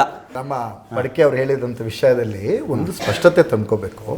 ನಾನು RSS ಅನ್ನು ಅವರು ಏನೋ ಆಪಾದನೆ ಮಾಡ್ತಾ ಇದ್ದಾರಲ್ಲ, ಅದಕ್ಕೆ ನಾನು ಯಾವುದೋ ಮುಜಾಹಿದ್ದೀನು ಅಥವಾ ಲಷ್ಕರ್ ಇ ತೊಯ್ಬಾ ಅಥವಾ ತಾಲಿಬಾನಿಗಂತೂ ಹೋಲ್ಸಂಗೇ ಇಲ್ಲ. ಅವೆರಡಕ್ಕೆ ಯಾಕಂದ್ರೆ ಅವ್ರು ಸ್ವಾಗತ ಮಾಡಿಬಿಟ್ಟಿದ್ದಾರೆ, ಅದಿರಲಿ. ಅದರಿಂದ ಅದಕ್ಕೆ ನಾನು ಹೋಲಿಸಿ ಖಂಡಿತ ನಾನು ಖಂಡಿತ ಮಾತಾಡಲ್ಲ. ಆದರೆ RSS ಕೆಲವಷ್ಟು ಪ್ರಶ್ನೆಗಳಿಗೆ ಅದು ಉತ್ತರ ಕೊಡಬೇಕಾದಂಥ ಒಂದು ಹೊಣೆಗಾರಿಕೆಯ ಸ್ಥಾನದಲ್ಲಿ ಅದಿದೆ. ನಾನು ಮಧ್ಯದಲ್ಲಿ ಒಂದು ಪ್ರಾಸಂಗಿಕವಾಗಿ ಹೇಳಿದೆ, 95 ಚರ್ಚೆ ಆಗ್ತಿದೆ ಎಲ್ಲ ಕಡೆ, ಎಲ್ಲ ಅದು ಇರಲಿ, ಅದೆಲ್ಲ ಅದೇ ದೊಡ್ಡ ಸಬ್ಜೆಕ್ಟ್ ಅಲ್ಲ. ನೂರೇ ತುಂಬಿದೆ ಅನ್ನೋದಕ್ಕೆ ನೀವು ಡಿಕ್ಲೇರ್ ಮಾಡಿದ್ದೀರಿ, ನಂದು ಏನು ತಕರಾರಿಲ್ಲ. 125 ಆಗಲಿ 150 ಆಗಲಿ, ನಿಮ್ಮ ಚಿಂತನೆ ಸ್ವಲ್ಪ ಇನ್ನಷ್ಟು ವಿಶ್ವ ವೈಶಾಲ್ಯವಾಗಲಿ, ಭಾರತವನ್ನು ವಿಶ್ವಗುರು ಅಂತ ಮಾಡಬೇಕು ಅಂತ ನಿಮಗೆ ಆಸೆ ಇದೆ. ಆ ವಿಶ್ವಗುರು ಅಂತ ಮಾಡಬೇಕು ಅಂತ ಹೋದಾಗ ನೀವು ಹಿಂಗೆ ಯೋಚನೆ ಮಾಡಬೇಡಿ, ಸ್ವಲ್ಪ ಹಿಂಗೆ ಭಾರತ ಎಲ್ಲರಿಗೂ ಭಾರತವನ್ನು ಪ್ರೀತಿಸೋ ಎಲ್ಲರಿಗೂ ಇವರು ವಿಶ್ವಗುರು ಮಾಡ್ಬೇಕಂತಾದಾಗ ಇವರಿಗೊಂದು ಭಾರಿ ದೊಡ್ಡ ಇದಿದೆ, ಏನು ವಿಶ್ವಗುರು ಅಂತ ಮಾಡಬೇಕು ಅಂತಾದಾಗ ಆ ವಿಶ್ವಗುರು ಆಗೋದೇನಾದರೂ ನಮ್ಮ ದೇವೇಗೌಡರ ಪ್ರಧಾನಿ ಸ್ಥಾನದಲ್ಲಿ ಅದು ಆಗುತ್ತೆ ಅಂದರೆ RSSನವ್ರಿಗೆ ಬೇಸರ ಇದೆ. ಅದು ಹೇಳ್ತೀನಿ, ಕಂಪ್ಲೀಟ್ ಮಾಡಕ್ ಬಿಡಿ. ಅಕಸ್ಮಾತ್ ಅದು ಮನಮೋಹನ್ ಸಿಂಗ್ ಅವರು ಇದ್ದ ಕಾಲದಲ್ಲಿ ವಿಶ್ವಗುರು ಆಗುತ್ತೆ ಅಂದ್ರೆ ಬೇಸರ ಇದೆ. ಈಗ ವಿಶ್ವಗುರು ಹೌದಾ ಅಲ್ಲ, ಇವ್ರ ನರೇಶನ್ ಅಂತೂ ಚಾಲ್ತಿಯಲ್ಲಿದೆ, ವಿಶ್ವಗುರು ಅಂತ. ಇದಲ್ಲ. ಮತ್ತು RSS ತಾನು ಸಾಂಸ್ಕೃತಿಕ ಸಂಘಟನೆ ಅಂತ ಹೇಳ್ತಾ ಹೊತ್ತಿನಲ್ಲಿ ದಂಡವನ್ನ ಸಾರ್ವಜನಿಕವಾಗಿ ಗುಂಪುವಾಗಿ ಪ್ರದರ್ಶನ ಮಾಡ್ಕೊಂಡು ಹೋಗ್ತಾ ಇದ್ದಾರೆ. ನಾನು ಈಗಲೂ ಹೇಳ್ತೇನೆ, RSSನವರು ಟೋಪಿ ಹಾಕಿ ಗಣವೇಶದಲ್ಲಿದ್ದಾಗ ತಂಡವೇ ಹೋಗಿ ಯಾರೋ ಮೇಲೆ ಬಡಿಗೆ ಹೇರ್ತಾರೆ ಅಂತ ನಾನು ಹೇಳೋದಿಲ್ಲ. ಆದರೆ ಅವೆಲ್ಲದಕ್ಕೂ ಒಂದು ಪ್ರೇರಣೆ ಎಲ್ಲಿ ಸಿಗುತ್ತೆ? ನೀವು ಮೊದಲ ನಿಷೇಧದ ಸಬ್ಜೆಕ್ಟ್ ಹೇಳಿದ್ರಲ್ಲ, ಇವರು ಹೇಳಿದ್ರು ನಮ್ಮ ಹತ್ರ ಇವ್ರ ಮೆಂಬರ್ಶಿಪ್ಪೇ ಇಲ್ಲ, RSS ಮೆಂಬರ್ಶಿಪ್ಪೇ ಇಲ್ಲದೆ ಇರೋದ್ರಿಂದ ಗೋಡ್ಸೆ ನಮ್ಮನ್ನಲ್ಲ ಅಂದ್ಬಿಟ್ರು. ಇಲ್ಲಾಂದ್ರೆ ನಾವು ಮೆಂಬರ್ಶಿಪ್ ರಿಜಿಸ್ಟರ್ ಪ್ರದರ್ಶನ ಮಾಡ್ಬೋದಿತ್ತು. ಆದರೆ ಗೋಪಾಲ್ ಗೋಡ್ಸೆ ಬರೆದಿರ್ತಕ್ಕಂಥ ನಾನೇಕೆ ಗಾಂಧಿಯನ್ನು ಕೊಂದೆ ಅನ್ನುವಂಥ ವಿಚಾರದಿಂದ ಹಿಡಿದು ಗೋಪಾಲ್ ಗೋಡ್ಸೆ NDTVಗೆ 1992 ಕೊಟ್ಟಿರ್ತಕ್ಕಂಥ ಇಂಟರ್ವ್ಯೂನಿಂದ ಹಿಡಿದು ಆತ RSSನ ನಾನೇಕೆ ಗಾಂಧಿಯನ್ನು ಕೊಂದ ಪುಸ್ತಕದಲ್ಲಿ ಇದೆ. ಆತ ಗಾಂಧಿಯನ್ನು ಕೊಲ್ಲಿಕ್ಕೆ ಕೊನೆಯ ಅಟೆಂಪ್ಟಲ್ಲಿ ಹೋದಾಗ RSSನ ಪ್ರಾರ್ಥನೆಯನ್ನ ಉಲ್ಲೇಖಿಸಿಯೇ ಪ್ರೇರಣೆ ಪಡೆದುಕೊಂಡು ಹೋದ ಅಂತಿದೆ. ನಾನು ಹೇಳ್ತೀನಿ, ನಾನು ಅವಾಗ ಅದರಂತರ ಈ ಪಡಕೆ ಹೋಗ್ಬಿಟ್ಟು ಐಡಿಯಾ ಕೊಟ್ಬಿಟ್ಟು ಹಿಂಗೆ ಕೊಂದ್ಬಿಟ್ಟು ಆಮೇಲೆ ಹಿಂಗೆ ಅಂತ ನಾನು ಹೇಳಲ್ಲ. ಆದರೆ ಪ್ರೇರಣೆಯ ಮೂಲ ಎಲ್ಲಿ ಅನ್ನೋದು ನಿಮ್ಮ ಪಾಯಿಂಟ್ ಅರ್ಥ ಆಯ್ತು ಸರ್, ನನಗೆ ನಿಮ್ಮ ಪಾಯಿಂಟ್ ಅರ್ಥ ಆಯಿತು. ಆದರೆ ನಿಮ್ಮ ವಾದ ಅರ್ಥ ಆಗ್ತಿಲ್ಲ ನನಗೆ. RSSನ ಸಂಘ ಪ್ರಾರ್ಥನೆಯನ್ನು ಹೇಳಿ ಗಾಂಧೀಜಿಯನ್ನು ಕೊಂದ ಕಾರಣಕ್ಕಾಗಿ ಸಂಘದ ಮೇಲೆ ಪ್ರಶ್ನಾರ್ಥಕ ಚಿಹ್ನೆಗಳು, ಅಲ್ಲಾಹು ಅಕ್ಬರ್ ಅಂತ ಯಾವನಾರು ಬಾಂಬ್ ಹಾಕಿದ್ರೆ ಅವನು ಧರ್ಮವನ್ನು ತಪ್ಪಾಗಿ ತಿಳ್ಕೊಂಡಿದ್ದಾನೆ ಅಂತಿದ್ದೀರಿ. ಇಲ್ಲ, ಇದು ಅವನು ತನ್ನ ಧರ್ಮವನ್ನು ತಪ್ಪಾಗಿ ತಿಳಿದುಕೊಂಡಿದ್ದಾನೆ. ನೋ ಅಲ್ವಾ? ಇಲ್ಲ, ಒಂದು ಹೇಳ್ತೀನಿ, ಗೋಡ್ಸೆ ಮತ್ತು ಅಲ್ಲಾಹು ಅಕ್ಬರ್ ಅಂತ ಹೇಳಿ ಬಾಂಬ್ ಹಾಕುವವ ಇಬ್ಬರನ್ನು ನಾನು ಒಂದೇ ಪಾತಳಿಯಲ್ಲಿ ಇಡ್ಲಿಕ್ಕೆ ತಯಾರಿದ್ದೇನೆ. ಮತ್ತು ಒಂದು ನಿಮಿಷ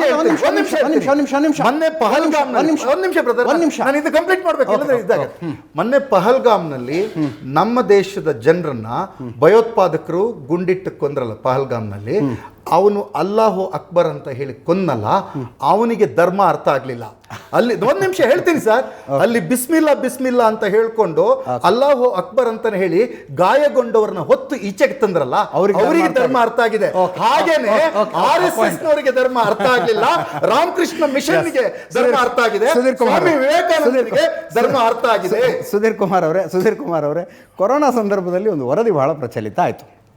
ಮಧ್ಯಪ್ರದೇಶದಲ್ಲಿ ತೀರಾ ವಯಸ್ಸಾಗಿದ್ದ RSS ಕಾರ್ಯಕರ್ತರೊಬ್ಬರು ಆಕ್ಸಿಜನ್ ಹಾಕೋದಕ್ಕೆ ಬಂದಾಗ ನನಗೆ ಬೇಡ, ಒಬ್ಬ ಯುವಕ ಒದ್ದಾಡ್ತಿದ್ದಾನೆ ಅವನಿಗೆ ಹಾಕಿ ಅಂತ. RSSನ ಸಿದ್ಧಾಂತ ಅವ್ರಿಗೆ ಅರ್ಥ ಆಗಿತ್ತು, ನಾವು ದಂಡ ಪ್ರಯೋಗ ಮಾಡಿದವನಿಗೆ ಅರ್ಥ ಆಗ್ತಿರಲಿಲ್ಲ ಅಂತಂದಿದ್ರೆ ನೀವು ಅದನ್ನ ಒಪ್ಕೋತೀರಾ? ಆ ವಾದವನ್ನು ಒಪ್ಕೊಳ್ತೀರಾ? ನೀವು ಹೇಳಿದ ಪಾಯಿಂಟಿಗೆ ನಾನು ಬರ್ತೀನಿ. ಆ ರೀತಿಯಾಗಿ ಹೇಳಿದ ಒಂದು ವರದಿ ಏನಿದೆ, ಪ್ರತಿಯೊಬ್ಬ ವ್ಯಕ್ತಿಯಲ್ಲೂ ಸಹಿತ RSSನಲ್ಲಿರೋ ವ್ಯಕ್ತಿಗಿಂದ ಹಿಡಿದು, ಕಮ್ಯುನಿಸ್ಟ್ನಲ್ಲಿರೋ ವ್ಯಕ್ತಿಯಿಂದ ಹಿಡಿದು, ಕಾಂಗ್ರೆಸ್ಸಲ್ಲಿರೋ ವ್ಯಕ್ತಿಯಿಂದ ಹಿಡಿದು, ಮೊದಲು ಅವ್ರು ಈಗೀಗ 4 ಅಪಾಯ ಅಂತ ಹೇಳ್ತಿರೋದು RSSನವರು. ಯಾವುದು? ಮುಸ್ಲಿಮು, ಕ್ರಿಶ್ಚಿಯನ್ನು, ಕಮ್ಯುನಿಸ್ಟರು ಜೊತೆಗೆ ಈ ಕಾಂಗ್ರೆಸ್ ಅವರಿಗೆ ಅಪಾಯ. ಈಗ ಹಾಗೇನೆ ಈ ವಿಷಯಕ್ಕೆ ಬಂದಾಗ ಪ್ರತಿ ಸಂಘಟನೆಗಳಲ್ಲಿ ಇರಬಹುದಾದ, ಪ್ರತಿ ರಾಜಕೀಯ ಪಕ್ಷದಲ್ಲಿ ಇರಬಹುದಾದಂತ ವ್ಯಕ್ತಿಗಳಿಗೆ ಒಂದು ಒಳ್ಳೆತನ ಇದ್ದೇ ಇರುತ್ತೆ. ಆದ್ರೆ ಸಾಂಘಿಕವಾಗಿ ವ್ಯಕ್ತಿಯನ್ನು ಇಂಡಿವಿಜುವಲಿ ನೋಡೋದು ಬೇರೆ. ಸುಧೀರ್ ಕುಮಾರ್ ಅವರೇ, ನಾನು ಗಾಯಾಳುವನ್ನು ಬಿಸ್ಮಿಲ್ಲಾ ಅಂತ ಹೊತ್ಕೊಂಡು ಬಂದವನನ್ನ ಅವನಲ್ಲಿರೋ ಒಳ್ಳೆತನ ರೀ ಅದು. ಒಳ್ಳೆತನ ಅಷ್ಟೇ. ಅದನ್ನ ಧರ್ಮಕ್ಕೆ ಜೋಡಿಸ್ತೀರಿ? ಇವರಿಗೆ ಅವನು ರಾಜಕೀಯ ಸಂಘಟನೆ RSS, ನೀವು ಧರ್ಮ ರಕ್ಷಕರಂತ ಯಾಕೆ ಅನ್ಕೋತೀರಿ? ನೀವು ಧರ್ಮವನ್ನು ಅಪವ್ಯಾಖ್ಯಾನ ಮಾಡ್ತಾ ಇದ್ದೀರಿ ಅನ್ನೋದು ನನ್ನ ವಾದ. ಸರ್, ನಾನು ಧರ್ಮವನ್ನು ಅಪವ್ಯಾಖ್ಯಾನ ಮಾಡ್ತಾ ಇದ್ದೀರಿ. ವ್ಯಾಖ್ಯಾನ ಯಾವುದು ಅಪವ್ಯಾಖ್ಯಾನ ಯಾವುದು? ಇಲ್ಲ, 100ಕ್ಕೆ 100. ಅಲ್ಲ, ಒಂದು ನಿಮಿಷ ಸರ್, ನೀವು RSS ಹಿಂದೂ ಧರ್ಮದ ಸಂಘಟನೆ ಅಂತ ಹೇಳ್ತೀರಾ ನೀವು? ಸರ್, ಒಂದು ನಿಮಿಷ. RSSನ ಹಿಂದೂ ಧರ್ಮದ ಸಂಘಟನೆ ಅಂತ ಹೇಳ್ತೀರಾ ನೀವು? ಪಡಕೆ ಒಪ್ಕೋತೀರಾ? RSSನ ಹಿಂದೂ ಧರ್ಮದ ಸಂಘಟನೆ ಅಂತ ಹೇಳೋದಂತಾದ್ರೆ ಅವರು ಹಿಂದೂ ಧರ್ಮದ ಸಂಘಟನೆ ನಾವು ಅಂತ ಘೋಷಣೆ ಮಾಡಿಕೊಂಡು ಅದನ್ನೊಂದು ನೋಂದಾಯಿತ ಸಂಸ್ಥೆ ಮಾಡಲಿ, ಘಟಕವಾಗಿ ಮಾಡಿಕೊಂಡು. ಅಲ್ಲ, ಒಂದು ನಿಮಿಷ. RSS ಇಲ್ಲೇ ಅನುಮಾನಾಸ್ಪದವಾಗಿದೆ ಸರ್. RSS ಇಲ್ಲೇ ಅನುಮಾನಾಸ್ಪದವಾಗಿದೆ. ಅವ್ರ ಹಣ ಸಂಗ್ರಹ ನೀತಿಯಿಂದ ಅನುಮಾನಾಸ್ಪದ. ಆಯ್ತು, ಅದ್ರ ಬಗ್ಗೆ ಪ್ರಶ್ನೆ ಮಾಡೋಣಂತೆ. ನನ್ನ ಪ್ರಶ್ನೆ ಇರೋದು, ಭಾರತ ಮಾತ್ರ ಅಲ್ರಿ, ಪ್ರಪಂಚದಾದ್ಯಂತ ನಡೀತಾ ಇರುವ ಮೂಲಭೂತವಾದಿತನದ ಬಗ್ಗೆ ನಾನು ಪ್ರಶ್ನೆ ಕೇಳಿದಾಗ ನೀವು ಮೈಗೆ ಎಣ್ಣೆ ಹಚ್ಕೊಂಡ್ ಬಂದ್ಬಿಡ್ತೀವಿ. ಇಲ್ಲ ಸರ್, ನಾನು ಸ್ಪಷ್ಟವಾಗಿ ಹೇಳ್ತೀನಿ ಸರ್. ದಯವಿಟ್ಟು RSS ಮೂಲಭೂತವಾದ ನೀವು ಹೇಳ್ತಾ ಇದ್ದೀರಾ? RSS ಮೂಲಭೂತವಾದಿಗಳು ಅಂತ ನೀವು ಹೇಳ್ತಾ ಇದ್ದೀರಾ? ಜಗತ್ತಿನಾದ್ಯಂತ ಮೂಲಭೂತವಾದ ಬೆಳಲಿಕ್ಕೆ ಕಾರಣ ಏನಾಗಿದೆ ಅಂದರೆ ಧರ್ಮವನ್ನು ಅಪ್ರಜಾಪ್ರಭುತ್ವ ಮಾಡ್ತಾ ಇರತಕ್ಕಂಥ ಕಾರಣದಿಂದ. ಹಾಗೇನೆ RSS ಸಹಿತ ಹಿಂದೂ ಧರ್ಮದ ವಕ್ತಾರರು ಅಂತೇಳಿ ಧರ್ಮವನ್ನು ಅಪ್ರಜಾಪ್ರಭುತ್ವ ಮಾಡக்கூಡ್ದು ಅನ್ನುವಂಥದ್ದಷ್ಟೇ ನಮ್ಮ ಸಬ್ಜೆಕ್ಟು. RSS ಏನಂದರೆ ನಾವು ಹೇಳ್ತೀವಿ ನೀವು ಕೇಳಿ ಅಂತ. ಇವು ನಾವು ಧಾರ್ಮಿಕ ಸಂಘಟನೆ. ಈ ಪ್ರಶ್ನೆನೆಲ್ಲ ಆಗೊಂದು ಪ್ರಶ್ನೆ ಬಂತು, ನೀವು ನಿಷೇಧ, ಗಾಂಧಿ ನಿಷೇಧ ಅವ್ರಿಗೆ ಕೇಳಿ, ಗಾಂಧಿ ಹತ್ಯೆ ಮತ್ತು RSS ನಿಷೇಧ, ನೀವು ಅಲ್ಲಿಂದ ಶಿಫ್ಟ್ ಆಗ್ಬಿಟ್ರಿ ವಿಷಯ. ಗಾಂಧಿ ಹತ್ಯೆಯ ಸಂದರ್ಭದಲ್ಲಿ ಅದ್ರ ಹಿಂದ್ಗಡೆ ಭಾರಿ ದೊಡ್ಡ ಪ್ರಚೋದಕ ವಿಷಯಗಳಿದೆ. ಅದೇ ಸಂದರ್ಭದಲ್ಲಿ ಗಾಂಧಿ ಹತ್ಯೆಯ ಸಂದರ್ಭದಲ್ಲೇ ಅಂಬೇಡ್ಕರ್ ಅವರು ಹಿಂದೂ ಕೋಡ್ ಬಿಲ್ ಬರೋ ಥರ ಪ್ರಯತ್ನ ಮಾಡ್ತಾರೆ. ಅದೇ ದಶಕದಲ್ಲಿ ಸಿದ್ಧತೆ ನಡೆಯುತ್ತೆ. ಆಗಲೂ ಸಹಿತ ಸಾರ್ವಜನಿಕವಾಗಿ ಗಾಂಧಿ ಹತ್ಯೆ ಆದಾಗ ಯಾರು ಸಿಹಿ ಹಂಚಿದ್ರೋ ಅದೇ ಗುಂಪು ಅಂಬೇಡ್ಕರ್ಗೆ ಹಿಂದೂ ಕೋಡ್ ಬಿಲ್ ಅನ್ನು ರಚಿಸಲಿಕ್ಕೆ ನೀನು ಯಾರು ಅಂತ ಪ್ರಶ್ನೆ ಮಾಡಿದವರು. ಇದು ಚಾರಿತ್ರಿಕ ಸತ್ಯ ಇದು. ಸೊ ಹಾಗಿರೋದ್ರಿಂದ RSS ಭಾರತದ ಸಂವಿಧಾನದ ಮೌಲ್ಯಗಳನ್ನು ಒಪ್ಪದೇ ಇರೋರು ಈ ಪ್ರಿಯಾಂಕ ಖರ್ಗೆ ಪತ್ರ ಹೋದ್ಮೇಲೆ ನಮ್ಗೆ ಸಂವಿಧಾನದಲ್ಲಿ ಅಧಿಕಾರ ಇಲ್ವಾ ಅಂತ ಹೇಳಿ ಬಾಬಾ ಸಾಹೇಬ್ ಅಂಬೇಡ್ಕರ್ ಅವರ ಬುಡಕ್ಕೆ ಹೋಗ್ಬಿಟ್ಟಿದ್ದಾರೆ. ಹಾಗಾಗಿ ಪ್ರಿಯಾಂಕ ಖರ್ಗೆ ಅವರ ಈ ಪತ್ರ ಅವರಿಗೆ ಸಂವಿಧಾನದ ಮೌಲ್ಯಗಳನ್ನು ಅರ್ಥ ಮಾಡಿಕೊಳ್ಳಿಕ್ಕೆ ಕಾರಣ ಆಗಿದ್ದರೆ ಈ ಪ್ರಕ್ರಿಯೆಯನ್ನು ನಾವು ಅಭಿನಂದಿಸೋಣ. ಅವರಿಗೂ ಸಹಿತ ಸಂವಿಧಾನ ಅರ್ಥ ಆಗಲಿ. RSS ಯಾಕೆ ಹೇಳಲಿ ಸಹಿತ ಸಂವಿಧಾನದ ಪೀಠಿಕೆಗಳನ್ನು ಹೇಳ್ಕೊಡ್ಲಿ, ಸುಭಾಷಿತ ಹೇಳ್ಕೊಡ್ತಾರೆ, ಯೋಗಾಸನ ಹೇಳ್ಕೊಡ್ತಾರೆ. ಮಕ್ಕಳನ್ನ ಶಾಖೆಗೆ ಕರಿಬೇಕಾದ್ರೆ ಅಪ್ಪ ಅಮ್ಮಗೆ ಗೊತ್ತಿರಲ್ಲ ಸರ್. ಶಾಖೆಗೆ ಸೆಳಿಬೇಕಾದಾಗ ಆ ರೀತಿ ಹೇಳೇ ಕರ್ಕೊಂಡು ಹೋಗೋದು.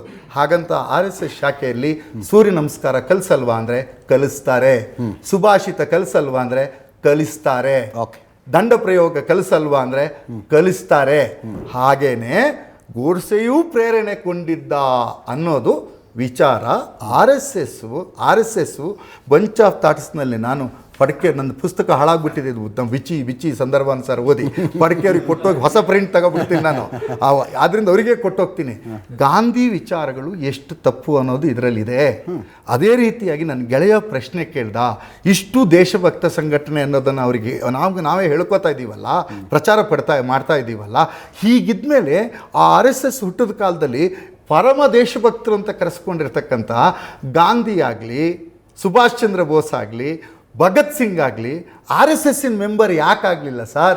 RSS ದೂರ ಇಟ್ಟು ಇವ್ರು ಯಾಕೆ ಚಟುವಟಿಕೆಯಲ್ಲಿ ಭಾಗವಹಿಸಿದ್ರು ಸರ್? ಇವರೆಲ್ಲರೂ ಪಟೇಲ್ರು ಇವ್ರನ್ನ ಒಪ್ಪಿರಲಿಲ್ಲ. ಸರ್ದಾರ್ ಪಟೇಲ್ರನ್ನ ಐಕಾನ್ ಮಾಡಿದ್ರು.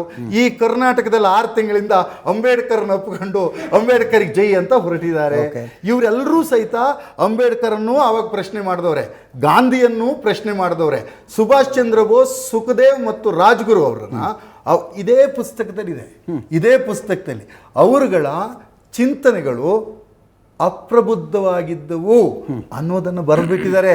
ನಮಗವರು ಶೂರರು ಅನ್ನುವಂಥ ಅಭಿಪ್ರಾಯ ನಮ್ಮ ದೃಷ್ಟಿಯಲ್ಲಿ ಈಗಲೂ ಇದೆ. ಅದು ಶೂರರೇ ಅವರು, ದೇಶ ಪ್ರೇಮಿಗಳೇ ಅವರು, ಎರಡನೇ ಮಾತಿಲ್ಲ. ಅವ್ರು ಕಮ್ಯುನಿಸ್ಟ್ ಬುಕ್ ಅನ್ನ ಇಟ್ಕೊಂಡಿರ್ಲಿ, ಭಗತ್ ಸಿಂಗ್ ಯಾವ್ದಾರು ಇಟ್ಕೊಂಡಿರ್ಲಿ, ಆದ್ರೆ ಇಲ್ಲಿ ನಿರಾಕರಿಸಿದ್ರೆ ನನಗೆ ಕರ್ನಾಟಕದ RSSನ ಪರವಾಗಿ ಅಥವಾ ಈ ದಕ್ಷಿಣ ಪ್ರಾಂತದ ಪರವಾಗಿ ನನ್ನ ಗೆಳೆಯರಾದ ಪಡ್ಕೆ ಅವರು ಈ ಪುಸ್ತಕ ನಮಗೆ ಈಗ ಸದ್ಯಕ್ಕೆ ನಾವು ಇದನ್ನು ಒಪ್ಕೊಳ್ತಿಲ್ಲ ಅಂತ ಏನಾದ್ರು ಹೇಳ್ಬಿಟ್ರೆ ನನಗೆ ತುಂಬಾ ಸಂತೋಷ ಇದೆ. ಒಂದು ನಿಮಿಷ ತುಂಬಾ ಸಂತೋಷ ಇದೆ. ಭಗತ್ ಸಿಂಗ್, ರಾಜ್ಗುರು, ಸುಖದೇವರನ್ನು 2016 ತನಕ ಈ ದೇಶದ NCERT ಬುಕ್ನಲ್ಲಿ ರೆವಲ್ಯೂಷನರಿ ಟೆರರಿಸ್ಟ್ ಅಂತ ಕರೆಯಲಾಗ್ತಾ ಇತ್ತು. ಆ ವಿಷಯಕ್ಕೆ ಹೋಗೋದು ಬೇಡ, ರೆವಲ್ಯೂಷನರಿ ಟೆರರಿಸ್ಟ್ ಅಂತ. ಅಂಬೇಡ್ಕರ್ನ ಅವ್ರು ಒಪ್ಕೊಂಡಿರ್ಲಿಲ್ಲ, ಅಂಬೇಡ್ಕರ್ನ ಈಗ ಒಪ್ಕೊಂಡು ಮುದ್ದಾಡ್ತಾರೆ. ಅಂಬೇಡ್ಕರ್ ಕಾಂಗ್ರೆಸ್ನ ಒಪ್ಕೊಂಡಿದ್ರ? ಕಾಂಗ್ರೆಸ್ಸಿನ ಸದಸ್ಯರೇ ಆಗಿರಲಿಲ್ಲ ಅಂಬೇಡ್ಕರ್. ಯಾವಾಗಲೂ ಕಾಂಗ್ರೆಸ್ಸಿನ ಸದಸ್ಯರೇ ಆಗಿರಲಿಲ್ಲ. ಈಗ ಗಾಂಧಿ ಯಾಕೆ RSS ಸದಸ್ಯರಾಗಲಿಲ್ಲ, ಅಂಬೇಡ್ಕರ್ ಯಾಕೆ ಆಗಲಿಲ್ಲ, ಸುಭಾಷ್ ಚಂದ್ರ ಬೋಸ್ ಯಾಕೆ ಆಗಲಿಲ್ಲ ಅಂದರೆ ಅಂಬೇಡ್ಕರ್ ಯಾಕೆ ಕಾಂಗ್ರೆಸ್ ಸದಸ್ಯರಾಗಲಿಲ್ಲ ಹಂಗಿದ್ರೆ? ಕಾಂಗ್ರೆಸ್ ದೇಶಭಕ್ತ ಸಂಘಟನೆ ಅನ್ನೋದನ್ನು ಅವ್ರು ಒಪ್ಕೊಂಡಿರಲಿಲ್ವಾ? ಚರ್ಚೆ ಮಾಡೋಣ. ಅಂಬೇಡ್ಕರ್ ಅವರಿಗೆ ಸ್ವಂತದಾದಂಥ ಪೊಲಿಟಿಕಲ್ ಪಾರ್ಟಿ ಇತ್ತು. ಓಕೆ, ಇತ್ತು ಅಂದ್ರೆ ಅಲ್ಲ, ಒಂದ್ ನಿಮಿಷ. ಅಂದ್ರೆ ಸುಭಾಷ್ ಚಂದ್ರ ಬೋಸ್ಗೆ ಇತ್ತು, ಆಮೇಲೆ ಭಗತ್ ಸಿಂಗ್ ಇತ್ತು ಅಂತ ಹೇಳ್ತಿದ್ರಲ್ಲ, ಇಷ್ಟೆಲ್ಲ ದೇಶ ಪ್ರೇಮಕ್ಕಾಗಿ ಪ್ರೇರಣೆ ಕೊಟ್ಟಿರ್ತಕ್ಕಂಥ ಈ ಸಂಘಟನೆ ಆ ಸ್ವತಂತ್ರ ಹೋರಾಟದ ಅಂತ ಉಚ್ಛ್ರಾಯ ಪರಿಸ್ಥಿತಿ ಒಳಗಡೆ ಇವರುಗಳೆಲ್ಲರೂ ಇದಕ್ಕೆ ಬಂದಿರಲಿಲ್ಲ. ಗಾಂಧಿ ನೇತೃತ್ವದಲ್ಲಿ ಕಾಂಗ್ರೆಸ್ ಸ್ವತಂತ್ರ ಹೋರಾಟದ ಒಂದು ಪ್ರಧಾನ ದಾರಿ ಆಗಿತ್ತು ಅನ್ನೋದ್ರಲ್ಲಿ ನಿರ್ವಿವಾದ. ಆದ್ರೆ ಈ ಪ್ರಶ್ನೆ, ಆ ಪ್ರಧಾನ ದಾರಿಯ ಸಖ್ಯವಾಗಿಯೂ ಸಹಿತ RSS ಇರಲಿಲ್ವಲ್ಲ. ಆ ಸ್ವತಂತ್ರ ಹೋರಾಟದ ಪ್ರೇರಣೆ ಮಾದರಿಗಳು ಸರಿಯಾಗಿ ಹೋಗಿಲ್ಲ ಅನ್ನೋದನ್ನ ಪ್ರತಿಪಾದಿಸ್ಬಿಟ್ಟಿದಾರಲ್ಲ. ಈ ಪ್ರತಿಪಾದನೆಯನ್ನು ಇಲ್ಲಿ ಬರೆದು ದಾಖಲು ಮಾಡಿಬಿಟ್ಟಿದಾರಲ್ಲ. ಅಲ್ಲ ಸುಧೀರ್ ಕುಮಾರ್ ಅವರೇ, ಒಂದು ನಿಮಿಷ. ನಿಮ್ಮ ವಾದ ಹೆಂಗಿದೆ ಅಂದರೆ, ಗಾಂಧೀಜಿ ಪ್ರಶ್ನಾತೀತ, ಅಂಬೇಡ್ಕರ್ ಪ್ರಶ್ನಾತೀತ, ಸುಭಾಷ್ ಚಂದ್ರ ಬೋಸ್ ಪ್ರಶ್ನಾತೀತ, ಭಗತ್ ಸಿಂಗ್ ರಾಜ್ಗುರು ಯಾರೂ ಪ್ರಶ್ನಾತೀತರಲ್ಲ ಸರ್. ಒಂದು ಸೀಮಿತ ಚೌಕಟ್ಟಿನಲ್ಲಿ ಒಳ್ಳೆಯ ಶಬ್ದಗಳೊಂದಿಗೆ ಎಲ್ಲರನ್ನೂ ವಿಮರ್ಶೆಗೆ ಒಳಪಡಿಸಬಹುದು. ಒಳಪಡಿಸಿ. ಹೌದು, ನಾನಂತೂ ಹೇಳ್ತೀನಿ, RSSಗೆ ಮತ್ತು ಅಂಬೇಡ್ಕರ್ ಮತ್ತು ಗಾಂಧಿ ವಿಚಾರಧಾರೆಗೆ ಎಡೆಗೆ ಸಮಕಾಲೀನವಾಗಿ ಹೋಲಿಸಿ ಚರ್ಚೆ ಮಾಡಲಿಕ್ಕೆ ಆಗೋದಿಲ್ಲ. ವಿಮರ್ಶೆಗೆ ಎಲ್ಲರೂ ಅರ್ಹರು, ವಿಮರ್ಶೆಗೆ ಎಲ್ಲರೂ ಒಡ್ಬೇಕು. ತುಂಬ ಸಂತೋಷ. ಹಾಗೇನೆ RSS ವಿಮರ್ಶೆಗೆ ಅರ್ಹ. RSS ಪ್ರಶ್ನಾತೀತ ಅನ್ನುವಂಥ ರೀತಿಯಲ್ಲಿ ಹೇಳೋಕೆ ಕಾಂಗ್ರೆಸ್ನಲ್ಲೇ ಇದ್ದ ಸುಭಾಷ್ ಚಂದ್ರ ಬೋಸ್ರೇ ಒಪ್ಕೊಳ್ಳಿಲ್ಲ ರೀ ಗಾಂಧೀಜಿನ. ಸುಭಾಷ್ ಚಂದ್ರ ಬೋಸ್ ಸುಭಾಷ್ ಚಂದ್ರ ಬೋಸ್ ಗಾಂಧಿಯ ಹೆಸರಿನಲ್ಲಿ ಒಂದು ತುಕಡಿಯನ್ನು ಇಟ್ಕೊತಾರೆ, ಸೈನ್ಯದ ತುಕಡಿಯನ್ನು ಇಟ್ಕೊತಾರೆ ಸರ್. ಗಾಂಧಿಯ ಬಗ್ಗೆ ಇದ್ದ ಸದ್ಭಾವನೆ ಬೇರೆ, ಗಾಂಧಿಯ ಮಾರ್ಗದ ಬಗ್ಗೆ ಅವರಿಗಿದ್ದಂಥ ತಕರಾರುಗಳು ಬೇರೆ. ಆದ್ರೆ ಅಲ್ಟಿಮೇಟ್ ಗುರಿ ಎಲ್ಲರಿಗೂ ಸ್ವತಂತ್ರ ಪಡೆಯೋದಾಗಿತ್ತು. RSSಗೆ ಇಡೀ ಪ್ರಕ್ರಿಯೆಯಲ್ಲಿ ಸ್ವತಂತ್ರ ಹೋರಾಟದ ಪ್ರಕ್ರಿಯೆ ಒಳಗಡೆ RSS ಮುಖ್ಯ ಧಾರೆಯ ಜೊತೆಗೆ ಅಸೋಸಿಯೇಟ್ ಆಗಿಲ್ಲ ಅನ್ನೋದು ಸ್ಪಷ್ಟ. ಆದರೆ ಉಪ್ಪಿನ ಸತ್ಯಾಗ್ರಹ ಸಂದರ್ಭದಲ್ಲಿ ಇವರು ಪಾರಂಜಪೆ ಅಂತನೂ ಯಾರಿಗೋ ಅವರಿಗೆ ಸರಸಂಘ ಚಾಲಕ ಹೊಣೆಗಾರಿಕೆಯನ್ನು ಕೊಟ್ಟುಬಿಟ್ಟು ಹೆಡ್ಗೇವಾರ್ ಅವರು ಒಂದು ಗಿರಿಜನರ ಹೋರಾಟಕ್ಕೆ ಭಾಗವಹಿಸಿ ಜೈಲಿಗೆ ಹೋಗ್ತಾರೆ. ಅದನ್ನೂ ಸಹಿತ ಇವರು ಬರೆದಿದ್ದಾರೆ. ಏನು, ಅದೊಂದು ಯುದ್ಧ ತಂತ್ರವಾಗಿತ್ತು. ಯುದ್ಧ ತಂತ್ರದ ಭಾಗವಾಗಿ ಅವ್ರು ಹೋದರು. ಅಲ್ಲಿ ಹೋಗಿ ಸ್ವತಂತ್ರ ಹೋರಾಟದ ಪ್ರೇರಣೆಗೊಂದು ಜೈಲಿಗೆ ಬಂದಿರತಕ್ಕಂಥ ಯುವಕರನ್ನು RSSನ ಕಡೆಗೆ ಸಂಘಟಿಸಿದರು. RSSನ ಸಂಘಟಿಸಿದ ಕಾರಣಕ್ಕಾಗಿ ಹೆಡ್ಗೇವಾರ್ ಗ್ರೇಟ್ ಇರ್ಬೋದು, ಗೋಳ್ವಾಲ್ಕರ್ ಗ್ರೇಟ್ ಇರ್ಬೋದು. ದೇಶವನ್ನು ಸಂಘಟಿಸಿದ ಕಾರಣಕ್ಕಾಗಿ ಗಾಂಧಿ ಮತ್ತು ಅಂಬೇಡ್ಕರೇ ಗ್ರೇಟ್ ಆಗ್ತಾರೆ ಹೊರತು ಗಾಂಧಿ ಗ್ರೇಟ್ ಆಗಕ್ಕೆ ಸಾಧ್ಯ ಇಲ್ಲ ಅನ್ನುವಂಥದ್ದು ನನ್ನ ಅಭಿಪ್ರಾಯ. ಹಾಗಾಗಿ RSS ತಾನು ಯಾವುದಕ್ಕೂ ಉತ್ತರದಾಯಿ ಅಲ್ಲ ಅಂತ ಹೇಳಿ ಇದೆ ಸರ್. ನಾನು RSS ಶಾಖೆಯಲ್ಲಿ ಹೋಗಿ ಗುರುಪೂಜೆಯಲ್ಲಿ ದಕ್ಷಿಣ ಅರ್ಪಣೆ ಮಾಡಿದವನು ಸರ್. ಇಲ್ಲಿ ಕೇಳಿ, ಪ್ರಶ್ನೆ ಇದೆ, ಇವ್ರಿಗೆ ಗೊತ್ತಿದೆ. ಅವ್ರು ಹೇಳ್ತಾರೆ, ನಮ್ಮ ಅರ್ಪಣೆ ಮಾಡೋದು ಯಾರಿಗೂ ಗೊತ್ತಾಗಬಾರ್ದು, ಈ ಅರ್ಪಣೆ ಮಾಡೋದು ಗೊತ್ತಾಗೋದು ಸರಿಯಲ್ಲ, ಇದು ಒಂದು ದಾನ, ಭಗವದ್ಧ್ವಜದ ಕೆಳಗಡೆ ಅರ್ಪಣೆ ನಡೆಯುತ್ತೆ ಅಂತೆಲ್ಲ ಹೇಳ್ತಾರೆ. ನಮಗೊಂದು ಪುಟ್ಟ ಕವರ್ ಕೊಟ್ಟಿರ್ತಾರೆ. ಆ ಕವರಿನ ತುದಿಲಿ ಅಜಿತ್ ಹನುಮಕ್ಕನವರ್ 11 ಅಂದರೆ 11ನೇ ಸೀರಿಯಲ್ ಅಂತ. ನೀವು ಎಷ್ಟು ಕವರಿಗೆ ಹಾಕಿರ್ತಾರೆ ಅಂತ ಅವ್ರಿಗೆ ಲೆಕ್ಕ ಬಂದಿರುತ್ತೆ. ಬರೋಸರಿ ಗುರುಪೂಜೆ ಆಗತ್ತಿಗೆ ಬರ್ತಾರೆ. ಕಳೆದ ಸರಿ ನೀವು 1,500 ಕೊಟ್ಟಿದ್ರಿ ಅಜಿತ್ ಹನುಮಕ್ಕನವರೇ, ಈ ಸರಿ 2,000 ಕೊಡಿ ಅಂತ ನಿಮಗೆ ತಲೆ ಬಿಸಿ. ಅಂದರೆ RSS ಒಂದು ಸಾರ್ವಜನಿಕ ಸಂವಿಧಾನಬದ್ಧ ಉತ್ತರದಾಯಿ ಆಗುವ ಬದಲು ನಿಗೂಢತೆಯನ್ನು ಕಾಪಾಡ್ಕೋಬಾರ್ದು ಅನ್ನುವಂಥ ಕಾಳಜಿ ನಂದು. RSSಗೆ ಉತ್ತರ ಕೂಡ ಪರವಾಗಿ ಪಡ್ಕೆ ಬಂದಿದ್ದಾರೆ, ಸಂತೋಷ. ಎಲ್ಲರೂ ಮುನಿರತ್ನ ಬಂದು ಅಥವಾ CT ರವಿ ಅವರು ಬಂದು ಅಥವಾ ಯತ್ನಾಳ್ ಬಂದಿದ್ರೆ ಈ ಚರ್ಚೆ ಸಂವಾದ ಸಾಧ್ಯವಿತ್ತೆ. ಆದರೆ ನಾನು ಸ್ಪಷ್ಟವಾಗಿ ಹೇಳ್ತಿದ್ದೀನಿ, ಅವರಿಗೆ RSS ಕರೆಕ್ಟ್ ಅರ್ಥ ಆಗಲಿಲ್ಲ, ಅವ್ರಿಗೆ ಎಲೆಕ್ಷನ್ ಮಾತ್ರ ಅರ್ಥ ಆಗಿದೆ. ನಾನು RSSನ್ನು ಅರ್ಥ ಮಾಡಿಕೊಂಡು ಹೇಳ್ತಾ ಇರ್ತಕ್ಕಂಥದ್ದು. ನಾನು ಎಲ್ಲೂ ಸಹಿತ RSSನ್ನು ಭಯೋತ್ಪಾದಕ ಸಂಘಟನೆ ಅಂತ ನಾನು ಖಂಡಿತ ಹೇಳ್ತಾ ಇಲ್ಲ. ಆದರೆ ಅದರ ಚಟುವಟಿಕೆಗಳ ಮೇಲೂ ಸಹಿತ ನಿಗಾ ಇಡಬೇಕಾದಂಥ ಒಂದು ಸಾಮಾಜಿಕ ಸಂದರ್ಭ ಉತ್ಪನ್ನ ಆಗಿದೆ. ಆ ಸಾಮಾಜಿಕ ಸಂದರ್ಭ ಉತ್ಪನ್ನ ಆಗೋದಕ್ಕೆ RSSನ ಬೇರೆ ಬೇರೆ ವೇಷದ, ಮಾರು ವೇಷದ ಅಥವಾ ಏನು ಕಠೋರ ಶಬ್ದಗಳ ಉಗ್ರ ಭಾಷಣಗಳೆಲ್ಲ ಇದ್ದಾರಲ್ಲ. ಈಗ ಹರೀಶ್ ಪೂಂಜಾ ಅವರಪ್ಪ ಮಾತಾಡ್ತಾರೆ. ಅವರು ಮಾತಾಡ್ತಿದ್ದಂಗೆ ಅದೇನಾಗ್ಬಿಡುತ್ತೆ, ಅವರು ಮಾರನೇ ದಿವಸನೇ RSSಗೆ 100 ಅಂತ ಪ್ಯಾಂಟ್ ಹಾಕೊಂಡು ಟೊಪ್ಪಿ ಹಾಕೊಂಡು ಹೋಗ್ತಾ ಇರ್ತಾರೆ. ಅವ್ರು BJPಯಿಂದ ಮಾತಾಡಿದ್ರೆ RSS ಭಾರಿ ದೊಡ್ಡ ಇಕ್ಕಟ್ಟಲ್ಲಿ ಸಿಕ್ಕಾಕೋಗ್ಬಿಟ್ಟಿದೆ.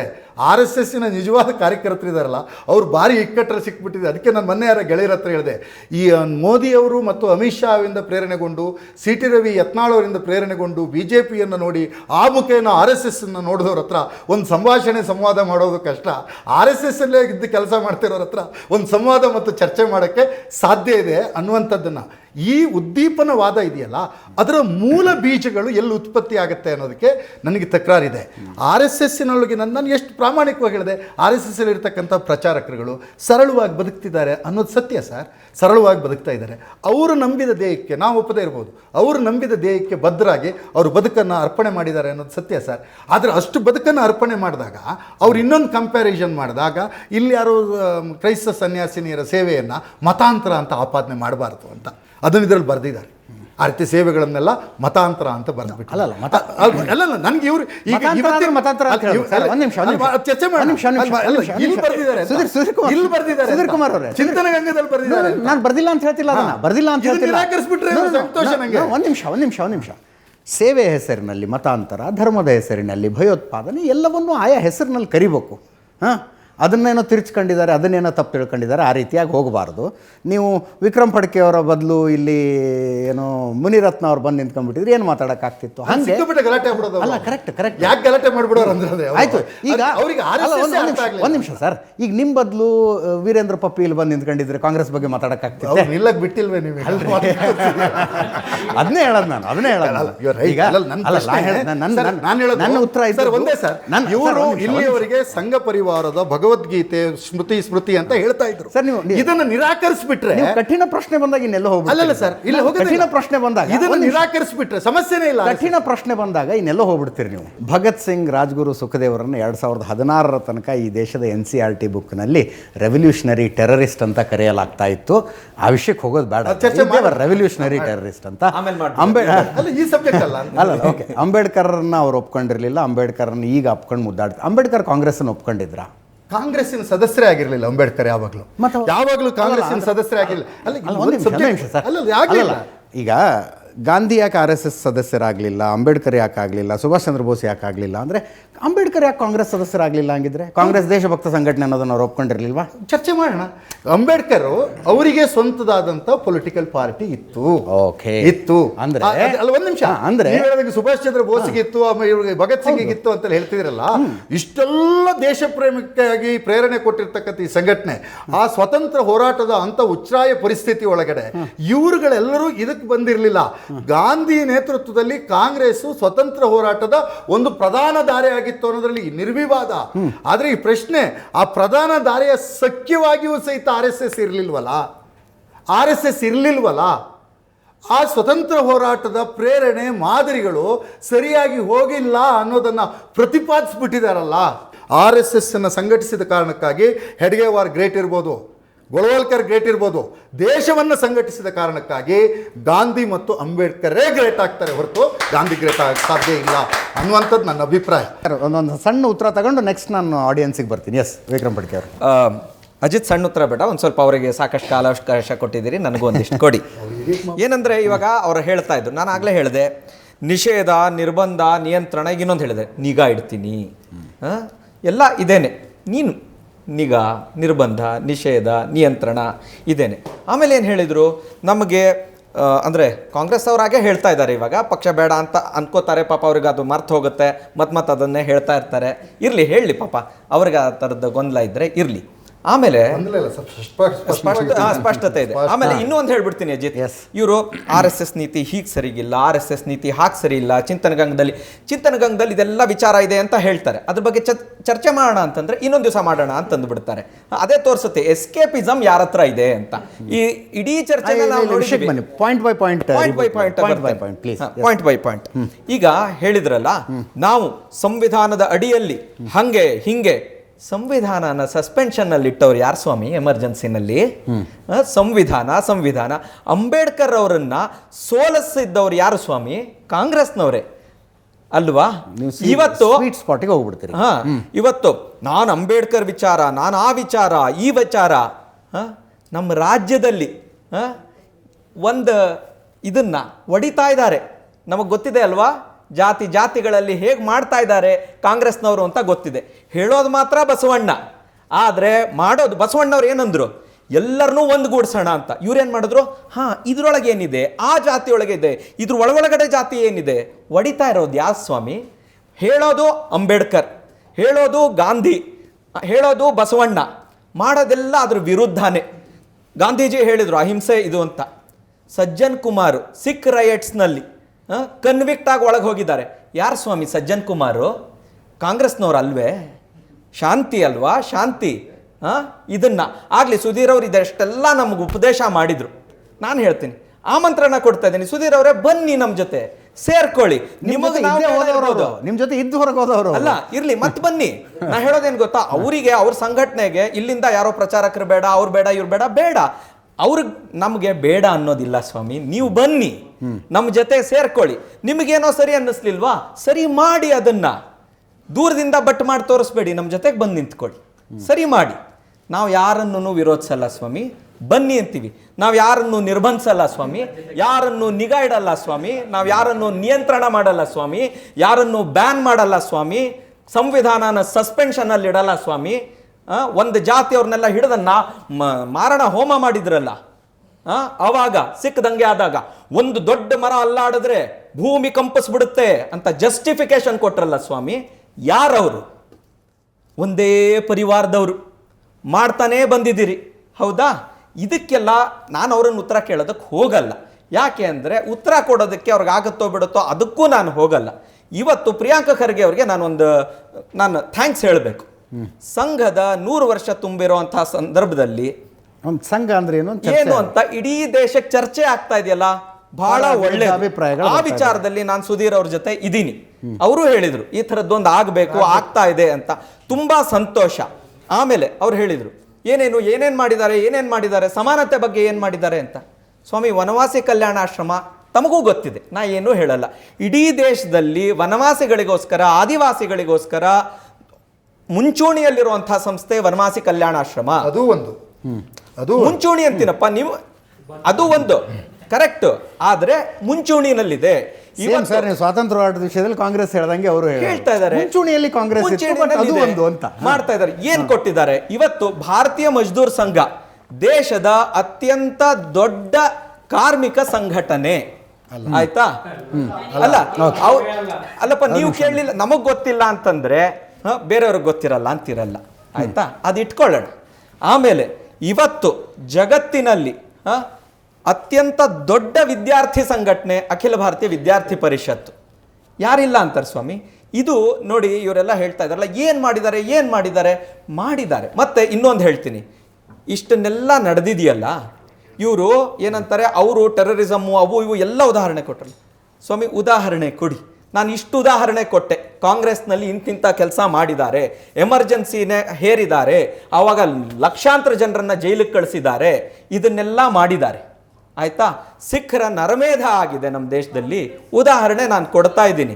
ಮತ್ತೆ ಕಾಂಗ್ರೆಸ್ ಇತಿಹಾಸನ ಇಡೀ ದೇಶ ನೋಡಿದೆ ಹೇಗಿದೆ ಅಂಥೇಳಿ. ಸಂಘದನ್ನು ದೇಶ ನೋಡ್ತಾ ಇದೆ. ಸಂಘದ ಏನೇನು ಕೆಲಸ ಯಾವುದೇ ಪ್ರಕೃತಿ ವಿಕೋಪ ಇರಲಿರಿ, ಫಸ್ಟ್ ಮುಂಚೂಣಿನಲ್ಲಿ ನಿಂತುಕೊಂಡು ಮಾಡ್ತಾ ಮಾಡೋವಂಥದ್ದು ಸಂಘಟನೆ ರಾಷ್ಟ್ರೀಯ ಸ್ವಯಂ ಸೇವಕ ಸಂಘ. ಅದನ್ನ ಸುಧೀರ್ ಕುಮಾರ್ ಅವರು ಹೇಳಿದ್ರು, ಮನುಷ್ಯ ಸಹಜ ಗುಣ ಸಹಾಯ. ಅಂದ್ರೆ ಯಾವ್ದಾದ್ರೂ ಕೆಟ್ಟದಾಗ್ಬಿಟ್ರೆ ಪ್ರೇರಣೆ ಇದರಿಂದಾನೇ ಚಿಂತನ ಗಂಗಾ. ಆದ್ರೆ ಒಳ್ಳೇದ್ ಮಾಡ್ಬಿಟ್ರೆ ಮನುಷ್ಯ ಸಾಧಾರಣ ಸ್ವಭಾವ. ಇದು ತುಂಬಾ ಚೆನ್ನಾಗಿದೆ. ಇನ್ನೊಂದು ಹೇಳ್ಬಿಡ್ತೀನಿ. ನನ್ನ ಅಜ್ಜ ವೈದ್ಯರಾಗಿದ್ರು ಬನವಾಸಿನಲ್ಲಿ. ಅವರು ಸಂಘದ ಮುಖ್ಯ ಶಿಕ್ಷಕ ಆಗಿದ್ರು. ನಮ್ಮ ತಂದೆಯವರು ಪೂರ್ಣಾವಧಿ ಕಾರ್ಯಕರ್ತರಾಗಿದ್ದರು ಸಂಘದ್ದು. ಎಮರ್ಜೆನ್ಸಿ ವಿರುದ್ಧ ಹೋರಾಡಿ ಜೈಲಿಗೆ ಹೋಗಿ ಬಂದಂಥವ್ರು, ಆಯ್ತಾ? ನಾನು ಸ್ವಯಂ ಸೇವಕ, ನಾನು 3rd year OTC ನಾಗ್ಪುರದಲ್ಲಿ ಮಾಡಿದ್ದೀನಿ. ನನ್ನ ಮಗ ಶಾಖೆಗೆ ಹೋಗ್ತಾನೆ. ನಾವು ಇಷ್ಟೂ ಜನ ಸಂಘದ ಪ್ರೇರಣೆಯಿಂದ ಒಂದು ಸುಶಿಕ್ಷಿತವಾದಂತಹ ಒಳ್ಳೆಯ ಬಾಳ್ವೆಯನ್ನು ನಡೆಸ್ತಾ ಇದ್ದೀವಿ. ಇದು ನಮಗೆ ಸಂಘದಿಂದಾನೇ ಬಂದಿರೋದು ಅನ್ನೋದು ನಮ್ಮ ನಂಬಿಕೆ. ಹಾಗೆ ಬರೀ ನಾನಲ್ಲ, ಈ ಥರದ್ದು ಕೋಟ್ಯಾಂತರ ಜನ ದೇಶದಲ್ಲಿ ಇದ್ದಾರೆ.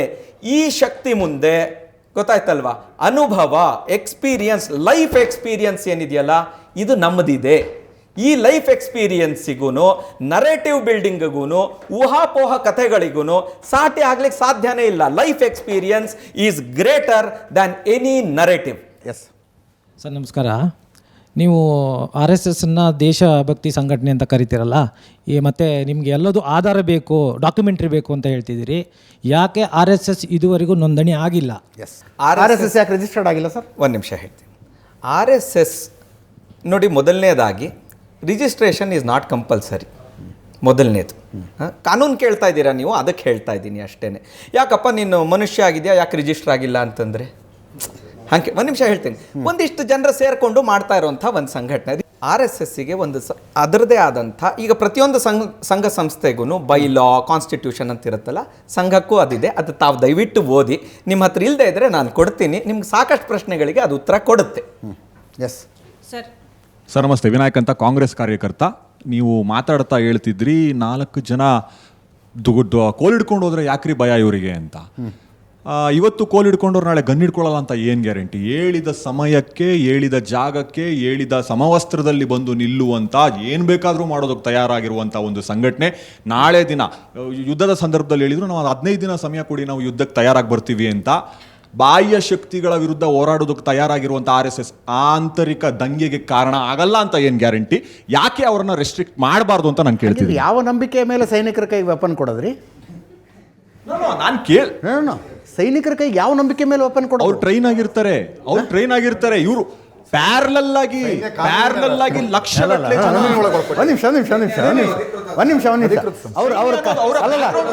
ಒಂದ್ ನಿಮಿಷ ದಯವಿಟ್ಟು ಮಧ್ಯದಲ್ಲಿ ಮಾತಾಡ್ಬಿಡಿ. ಅವ್ರು ಕೇಳಿದ್ದು 15 ದಿವಸದಲ್ಲಿ ನಾವು ಯುದ್ಧಕ್ಕೆ ರೆಡಿ ಆಗ್ಬಿಡ್ತೀವಿ ಅನ್ನುವಂಥವ್ರು ನಾಳೆ ಆಂತರಿಕವಾಗಿ ಗಲಭೆ ಮಾಡುವುದಿಲ್ಲ ಅನ್ನೋದಕ್ಕೆ ಏನು ಗ್ಯಾರಂಟಿ ಅಂತಾರೆ ಅವರು?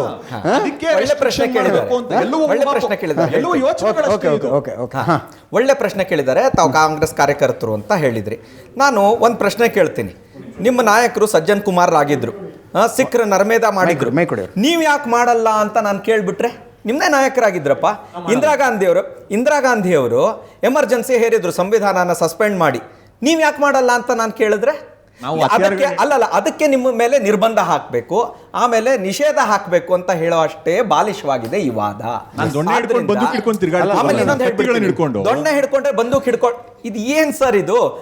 ಮನೆಯಲ್ಲಿ ಸೌಟ್ ಹಿಡ್ಕೊಂಡ್ಬಿಟ್ರೆ ಮನೆಯಲ್ಲಿ ಇದು ತರಕಾರಿ ಹೆಚ್ಚಕ್ಕೆ ಚಾಕು ನನಗೆ ಹಾಕಲ್ಲ ನನ್ನ ಪ್ರಶ್ನೆ ಹೆಣ್ಣಿನ ಸಮಾನತೆಗೆ ಕುರಿತಂತೆ ನಿಮ್ಮ ಮನುಸ್ಮೃತಿಯಲ್ಲಿ ಹೇಳ್ತಾರೆ, ಹೆಣ್ಣು ಒಂದು ಭೋಗದ ವಸ್ತು, ಮನೆಗಷ್ಟೇ ಸೀಮಿತವಾಗಿರ್ಬೇಕಂತ. ನಿಮ್ಮ ಪಥಸಂಚಲನಗಳು ಇವಾಗ ಏನ್ ನಾವು ನೋಡ್ತೀವಿ ಅಲ್ಲೆಲ್ಲೂ ಸಹ ಹೆಣ್ಮಕ್ಳು ಕಾಣಿಸಲ್ಲ. ಹಾಗೆ ಸರಸಂಘದ ಯಾವುದೇ ಒಂದು ನಿಮ್ಮ ಘಟಕಗಳಲ್ಲಿ ಅವರು ಇರಲ್ಲ. ಪಥಸಂಚಲನದಲ್ಲಿ ಹೆಣ್ಣು ಮಕ್ಕಳು ಯಾಕೆ ಭಾಗಿಯಾಗಲ್ಲ? ಅದು ಗಣವೇಶದಲ್ಲಿರಬಹುದು. ಸಮಾನತೆ ಅನ್ನೋದನ್ನ ನೀವು ಯಾಕೆ ಹೆಣ್ಮಕ್ಳಿಗೆ ಕೊಟ್ಟಿಲ್ಲ RSS ಅಲ್ಲಿ? ಅಂದ್ರೆ ಸಂವಿಧಾನಬದ್ಧವಾಗಿ ಇಲ್ವಾ ನಿಮ್ಮ ಒಂದು ಸ್ಥಾನಮಾನ ಏನು? ಒಂದು ಒಳ್ಳೆ ಪ್ರಶ್ನೆ ಕೇಳಿದ್ದಾರೆ. ಆದರೆ ಇದು ಪೂರ್ವಾಗ್ರಹದಿಂದ ಕೂಡಿದೆ ಅಂತ ನನಗನ್ಸುತ್ತೆ. ನಮ್ಮ ಸಂಘಟನೆಗೆ ಬನ್ನಿ, ನೀವು ನೋಡಿ ಹೆಣ್ಣಿನ ಸ್ಥಾನಮಾನ ಏನಿದೆ ಅನ್ನೋದು ನಿಮಗೆ ಸ್ಪಷ್ಟ ಆಗುತ್ತೆ. ನೋಡಿ, ರಾಷ್ಟ್ರ ಸೇವಿಕಾ ಸಮಿತಿ ಅಂತಾನು ನಮ್ಮ ಪರಿವಾರದ್ದೇ ಸಂಘಟನೆ ಇದೆ, ಆಯಿತಾ? ಆಮೇಲೆ ಯೂನಿಫಾರ್ಮು ಅಂತ ನೀವು ಹೇಳ್ತಾ ಇದ್ದೀರಾ ಅಲ್ವಾ? ಬೇರೆ ಬೇರೆ ಯೂನಿಫಾರ್ಮ್ಸು ಇರುತ್ತೆ ಅಲ್ವಾ? ಈಗ ನಾನು ಯಾಕೆ ಚೂಡಿದಾರ್ ಹಾಕ್ಕೊಂಡಿಲ್ಲ, ಸೀರೆ ಉಟ್ಕೊಂಡಿಲ್ಲ ಅಂತ ನೀವು ಕೇಳ್ದಂಗೆ ಆಯಿತು. ರಾಷ್ಟ್ರ ಸೇವಿಕಾ ಸಮಿತಿ ಅಂತ ಒಂದಿದೆ, ಅದರದ್ದೇ ಆದಂಥ ಒಂದು ಯೂನಿಫಾರ್ಮು ಅದಕ್ಕಿದೆ, ಅದರದ್ದು ಪಥಸಂಚಲನ ನಡೆಯುತ್ತೆ. ನೀವು ಬಂದು ನೋಡಿ, ನೀವು ಭಾಗವಹಿಸಿ, ಸಂತೋಷವಾಗಿ ಬನ್ನಿ. ಮತ್ತು ಈ ಪಥಸಂಚಲನದಲ್ಲೂ ನೀವು ಪಥಸಂಚಲನ TV ನೋಡ್ತಾ ಇದ್ದೀರಮ್ಮ, ನೀವು ಪಥಸಂಚಲನ ಆ್ಯಕ್ಚುಯಲ್ ಬಂದು ನೋಡಿ. RSSನ ಒಟ್ಟಾರೆ ಸಿದ್ಧಾಂತ ಇರೋದು ಹಿಂದುತ್ವನಂಥದ್ದು. ಈ ದೇಶದಲ್ಲಿ ಯಾವುದಾದ್ರೂ ಅಸ್ಪೃಶ್ಯತೆ, ಅಸಮಾನತೆ ಮತ್ತು ಸಾಮಾಜಿಕ ಅಸಮಾನತೆ ಬಗ್ಗೆ ಆಗಿರ್ಬೋದು, ನಿರುದ್ಯೋಗ, ಬಡತನ ಮತ್ತು ಇಂಥ ಸಮಸ್ಯೆಗಳನ್ನ ಇಟ್ಕೊಂಡು ರಾಷ್ಟ್ರ ಮಟ್ಟದಲ್ಲಿ ಒಂದೂ ಕೂಡ ಬೀದಿಗಿಳಿದು ಹೋರಾಟ ಮಾಡಿದಂಥ ಉದಾಹರಣೆಗಳು ಇಲ್ಲ. ಇದನ್ನೇ ಸಾಮಾಜಿಕ ಪಿಡುಗುಗಳ ವಿಷಯದಲ್ಲಿ ಹೇಳ್ಬಿಡ್ತೀನಿ. ಏನ್ ಮಾಡ್ತಾ ಇದೀವಿ ನೋಡಿ, ಒಂದು ಸಮಸ್ಯೆನ ಬಗೆಹರಿಸೋದಕ್ಕೆ ನಾನಾ ರೀತಿಯಾದಂತಹ ಒಂದೊಂದು ಅಪ್ರೋಚಸ್ ಇರುತ್ತೆ, ಆಯ್ತಾ? ಹೋಮಿಯೋಪತಿದೊಂದಿರುತ್ತೆ, ಆಯುರ್ವೇದದೊಂದಿರುತ್ತೆ, ಅಲೋಪತಿದೊಂದಿರುತ್ತೆ. ನಿಮ್ಮ ಅಂದ್ರೆ ಯಾರಿಗಾದ್ರೂ ಹೋರಾಟ ಮಾಡಬೇಕು, ರಸ್ತೆಗಿಳಿಬೇಕು, ಗಲಾಟೆ ಮಾಡಬೇಕು, ಖಂಡಿತ ಅದು ಸ್ವಾಗತಾರ್ಹ. ಈಗ ಅವ್ರವ್ರಿಗೆ ಅನುಕೂಲ ಆಗಿರುವಂಥ, ಅವ್ರವರಿಗೆ ಹೊಂದಿಕೆ ಆಗಿರುವಂಥ ಒಂದೊಂದು ಇದನ್ನು ಮಾಡ್ತಾರೆ, ಅಂದರೆ ಪ್ರತಿಕ್ರಿಯೆಗಳನ್ನು ಅದಕ್ಕೆ ನೀಡಿಸ್ತಾರೆ. ನಮ್ಮ ಶಾಖೆಗೆ ಬನ್ನಿ, ನಮ್ಮ ಕ್ಯಾಂಪಿಗೆ ಬನ್ನಿ, ಯಾರು ಯಾವತ್ತೂ ಜಾತಿನ ಕೇಳಲ್ಲ, ಎಲ್ಲರೂ ಸಮಾನವಾಗಿ. ಒಂದು ನಿಮಿಷ ಹೇಳ್ಬಿಡ್ತೀನಿ, ಎಲ್ಲರೂ ನಿಮಿಷ ಸರ್, ನಿಮಗೆ ಬೇಕಾಗಿರೋ ಉತ್ತರ ನಾನು ಕೊಡ್ಲಿಕ್ಕೆ ಆಗಲ್ಲ, ನನಗೆ ಗೊತ್ತಿರೋ ಉತ್ತರ ನಾನು ಕೊಡ್ತಾ ಇದ್ದೀನಿ. ಸರಿ ಅಂತ ನಾನು ಹೇಳಕ್ಕಾಗಲ್ಲ, ನೀವು ಹೇಳಬೇಕು ಅಂತಲ್ಲ, ನೀವು ಹೇಳಬೇಕು ಅಂತ ಉತ್ತರ ಕೇಳಿ. ನಮ್ಮ ಶಾಖೆನಲ್ಲಿ, ನಮ್ಮ ಕ್ಯಾಂಪ್ಗಳಲ್ಲಿ ಎಲ್ಲರೂ ಒಟ್ಟಿಗೆ ಕೂತು ಊಟ ಮಾಡ್ತೀವಿ, ಎಲ್ಲರೂ ಒಟ್ಟಿಗೆ ಕೂತು ಅಡುಗೆ ಮಾಡ್ತೀವಿ, ಎಲ್ಲರೂ ಒಟ್ಟಿಗೆ ಕೂತು ಬಾತ್ರೂಮು ಹಾಲು ಎಲ್ಲವನ್ನೂ ಕ್ಲೀನ್ ಮಾಡ್ತೀವಿ, ಶಾಖೆನಲ್ಲಿ ಪರಸ್ಪರ ಕೈ ಹಿಡ್ಕೊಂಡು ಕುಣಿದು ಎಲ್ಲರ ಮನೆಗಳಿಗೂ ಹೋಗ್ತೀವಿ, ಎಲ್ಲರ ಮನೆಗಳಲ್ಲೂ ಊಟ ಮಾಡ್ತೀವಿ, ನಾವು ಜೊತೆಗಿರ್ತೀವಿ. ಬನ್ನಿ ನಮ್ಮ ಶಾಖೆಗೆ ಬಂದು ನೋಡಿ, ನೀವು ಬನ್ನಿ, ನಿಮ್ಮ ಮನೆಗೆ ನಾನು ಬರ್ತೀನಿ, ನಮ್ಮ ಮನೆಗೆ ನೀವು ಬನ್ನಿ, ಅನುಭವದಿಂದ ಕಲಿಯೋಣ. ಯಾರೋ ಹೇಳಿದ್ದಾರೆ, ಯಾರೋ ಏನೋ ಮಾಡಿದ್ದಾರೆ, ನಂಬಬೇಡಿ. ನಂಬಿಕೆ ಬೇಕಾ? ನಮ್ಮ ಹತ್ರ ನಮ್ಮ ಮನೆಗೆ ಬಾಪ್ಪ, ನೀ ನಮ್ಮ ಮನೆಗೆ ಬಾಪ್ಪ, ನಾನು ಊಟಕ್ಕೆ ಹಾಕ್ತೀನಿ, ನಿಮ್ಮ ಮನೆಗೆ ನಾ ಬರ್ತೀನಿ, ಬರೀ ನಮ್ಮ ಮನೆಗಲ್ಲ, ನಾನು ನಿಮ್ಮ ಮನೆಗೆ ಬರ್ತೀನಿ. ಸಂಘದ ಯಾವುದೇ ಸ್ವಯಂ ಸೇವಕ ಪ್ರಚಾರಕ್ಕೂ ಏನೇ ಇದಿರಲಿ, ಯಾರನ್ನು ಜಾತಿ ಕೇಳಲ್ಲ, ಈ ಜಾತಿಯವರ ಆ ಜಾತಿಯವರ ಅಂತ ಹೇಳಿ ಮನೆಗೆ ಹೋಗ್ಬೇಕಾ ಬೇಡವಾ ಊಟ ಮಾಡ ಯಾವ ಭೇದ ಭಾವನೂ ಮಾಡಲ್ಲ. ಇದನ್ನ ಒಪ್ಕೊಳ್ತೀರಾ? ಊಟ ಮಾಡೋ ಪ್ರಕ್ರಿಯೆಗಳಲ್ಲಿ ಈ ರೀತಿ ಒಟ್ಟಿಗೆ ಆಟ ಆಡೋ ಪ್ರಕ್ರಿಯೆಗಳಲ್ಲಿ ಜಾತಿಯನ್ನು ಅವ್ರು ಕೇಳಲ್ಲ ಅಂತ ಏನು ಹೇಳಿದ್ರು RSS ಚಟುವಟಿಕೆ ಒಳಗೆ, ಅದು ಸತ್ಯ. ಆದರೆ ಇದೊಂದು ಎಡಿಟ್ ಮಾಡಿ ಇಷ್ಟಕ್ಕೆ ಬರಬಾರ್ದು. ಆದರೆ ಅದೇನಾಗುತ್ತೆ ಅಂತಂದ್ರೆ ದೊಡ್ಡ ದೊಡ್ಡ ಪದಾಧಿಕಾರಿಗಳನ್ನು ಮಾಡಬೇಕಾದಾಗ ಯಾರನ್ನ ಎಲ್ಲಿ ಹೇಗೆ ಕೂರಿಸ್ಬೇಕು ಅನ್ನೋದು ಮಾತ್ರ ಯೋಚನೆ ಮಾಡಿ ಕೂರಿಸ್ತಾರೆ ಅಷ್ಟೇ. ಅದು ಸತ್ಯ. ತುಂಬಾ ಯೋಚನೆ ಮಾಡಿ ಕೂರಿಸಿದ್ದಾರೆ. ಮತ್ತು ಸರಕು ಸಂಘ ಚಾಲಕರ ಪದಾಧಿಕಾರತ್ವದಿಂದನೂ ಅದು ದೇಶಕ್ಕೆ ಅವ್ರಿಗೆ ಉತ್ತರ ಕೊಡೋದಕ್ಕೆ ಕಷ್ಟವಾದ ಪರಿಸ್ಥಿತಿಲಿದೆ. ಮುಂದಿನ ದಿನಗಳಲ್ಲಿ ಬದಲಾವಣೆ ಮಾಡ್ಕೊಂಡು ರಾಜಕೀಯ ಪಕ್ಷಗಳಲ್ಲಿ ಕೇಳ್ತಾರಲ್ಲ, ನೀವು ಯಾವ ಜಾತಿ ಯಾವ ಉಪಜಾತಿ, ರಾಜಕೀಯ ಪಕ್ಷ ಅಂದ್ರೆ ಒಂದು ಪಕ್ಷ ಅಂತ ಹೇಳ್ತೀವಿ, ಎಲ್ಲ ಪಕ್ಷದಲ್ಲೂ RSS ನಲ್ಲಿ ಇದೆಯಾ ಅದು? RSS ನಲ್ಲಿ ಜಾತಿಯನ್ನ ನೋಡಿ ಶಾಖೆಗೆ ಕರ್ಕೊಂಡು ಹೋಗ್ತಾರೆ, ಇಂಥ ಜಾತಿಯವನೇ ಶಾಖೆಗೆ ಬರಬೇಕು ಅಂತ ಹೇಳಿ ಏನಾದರೂ ಒಂದು ನಿಯಮ ಮಾಡ್ತಾರೆ ಅಂದರೆ ಖಂಡಿತ ಸುಳ್ಳು. ಕಾಲಾಳುಗಳನ್ನು ನಿರ್ಮಾಣ ಮಾಡೋ ಸಂದರ್ಭದಲ್ಲಿ ಎಲ್ಲರನ್ನೂ ತಗೊಳ್ತಾರೆ, ಹುರಿಯಾಳುಗಳನ್ನು ನಿರ್ಮಾಣ ಮಾಡೋ ಸಂದರ್ಭದಲ್ಲಿ ಕೆಲವರನ್ನು ಮಾಡ್ತಾರೆ, ನೇತಾರರನ್ನು ತಗೊಂಡು ಕೂರಿಸೋದಕ್ಕೆ ಯಾರನ್ನು ಕೂರಿಸ್ಬೇಕು ಅವರನ್ನೇ ಕೂರಿಸ್ತಾರೆ. ಇದು ಸತ್ಯ. ನೀವು ಆವಾಗಲೇ ಒಂದು ಹೇಳಿದ್ರಿ, ನಾವು ಸಂಘದಲ್ಲಿ ಯಾರನ್ನೂ ಸಹ ಜಾತಿ ಕೇಳಲ್ಲ, ಯಾರನ್ನೂ ಸಹ ನಾವು ಮೇಲು ಕೀಳು ಅನ್ನೋ ಭೇದ ಭಾವ ಮಾಡಲ್ಲ ಅಂತ. ಮತ್ತೆ ಧರ್ಮನ ಯಾಕೆ ಕೇಳ್ತೀರಾ? ನೋಡಿ, ಧರ್ಮ ಯಾಕೆ ಮ್ಯಾಟರ್ ಆಗುತ್ತೆ? That's a question. ಎಸ್, ಧರ್ಮ ಅಂದರೆ ಧರ್ಮದ ಬೇರೆ ಇದೆ, ಮತ ಅಂತ ಇಟ್ಕೊಳ್ಳೋಣ. ಧರ್ಮ ಅಂತಂದ್ರೆ ಈಗ ಆವಾಗಲೇ ಸುಧೀರ್ ಅವರು ಹೇಳಿದರು, ಇದು ನಿನ್ನ ಧರ್ಮನೇನಪ್ಪ, ಇದು ನನ್ನ ಧರ್ಮನೇನಪ್ಪ ಅಂತ. ಅದು ಬೇಡ. ರಿಲಿಜಿಯನ್ ಅಂತ ಇಟ್ಕೊಳ್ಳೋಣ. S, religion. ಸಂಘದಲ್ಲಿ ರಿಲಿಜಿಯನ್ ಕೂಡ ನೋಡಲ್ಲ. ಓಕೆ, ಆಯ್ತಾ? ಯಾರೋ ಮೊಹಮ್ಮದ್ ಅಹಮದ್ ಅನ್ನೋ ನಾಳೆ ಶಾಖೆಗೆ ಬಂದ್ರೆ ನನ್ನ ಶಾಖೆಗೆ ಬರ್ತಿದ್ರು ಸರ್. ಒಂದು ನಿಮಿಷ ಹೇಳ್ತೀನಿ,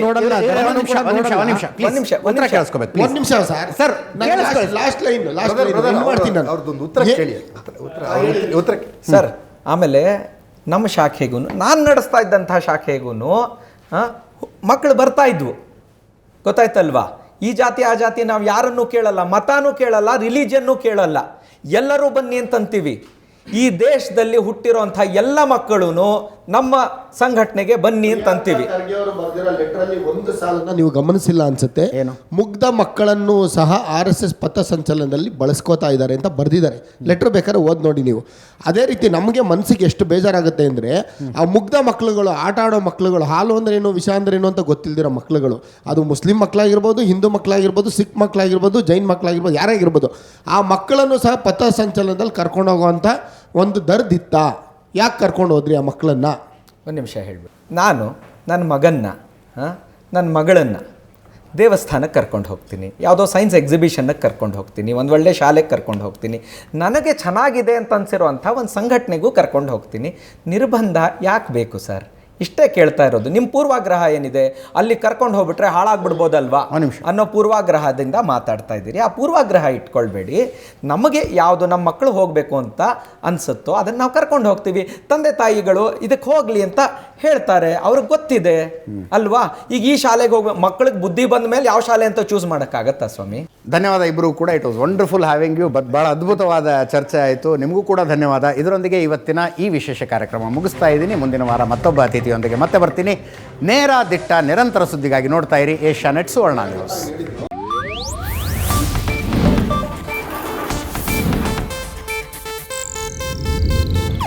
ಇದು ಏಷ್ಯಾನೆಟ್ ನ್ಯೂಸ್ ನೆಟ್ವರ್ಕ್ ಪ್ರಸ್ತುತಿ.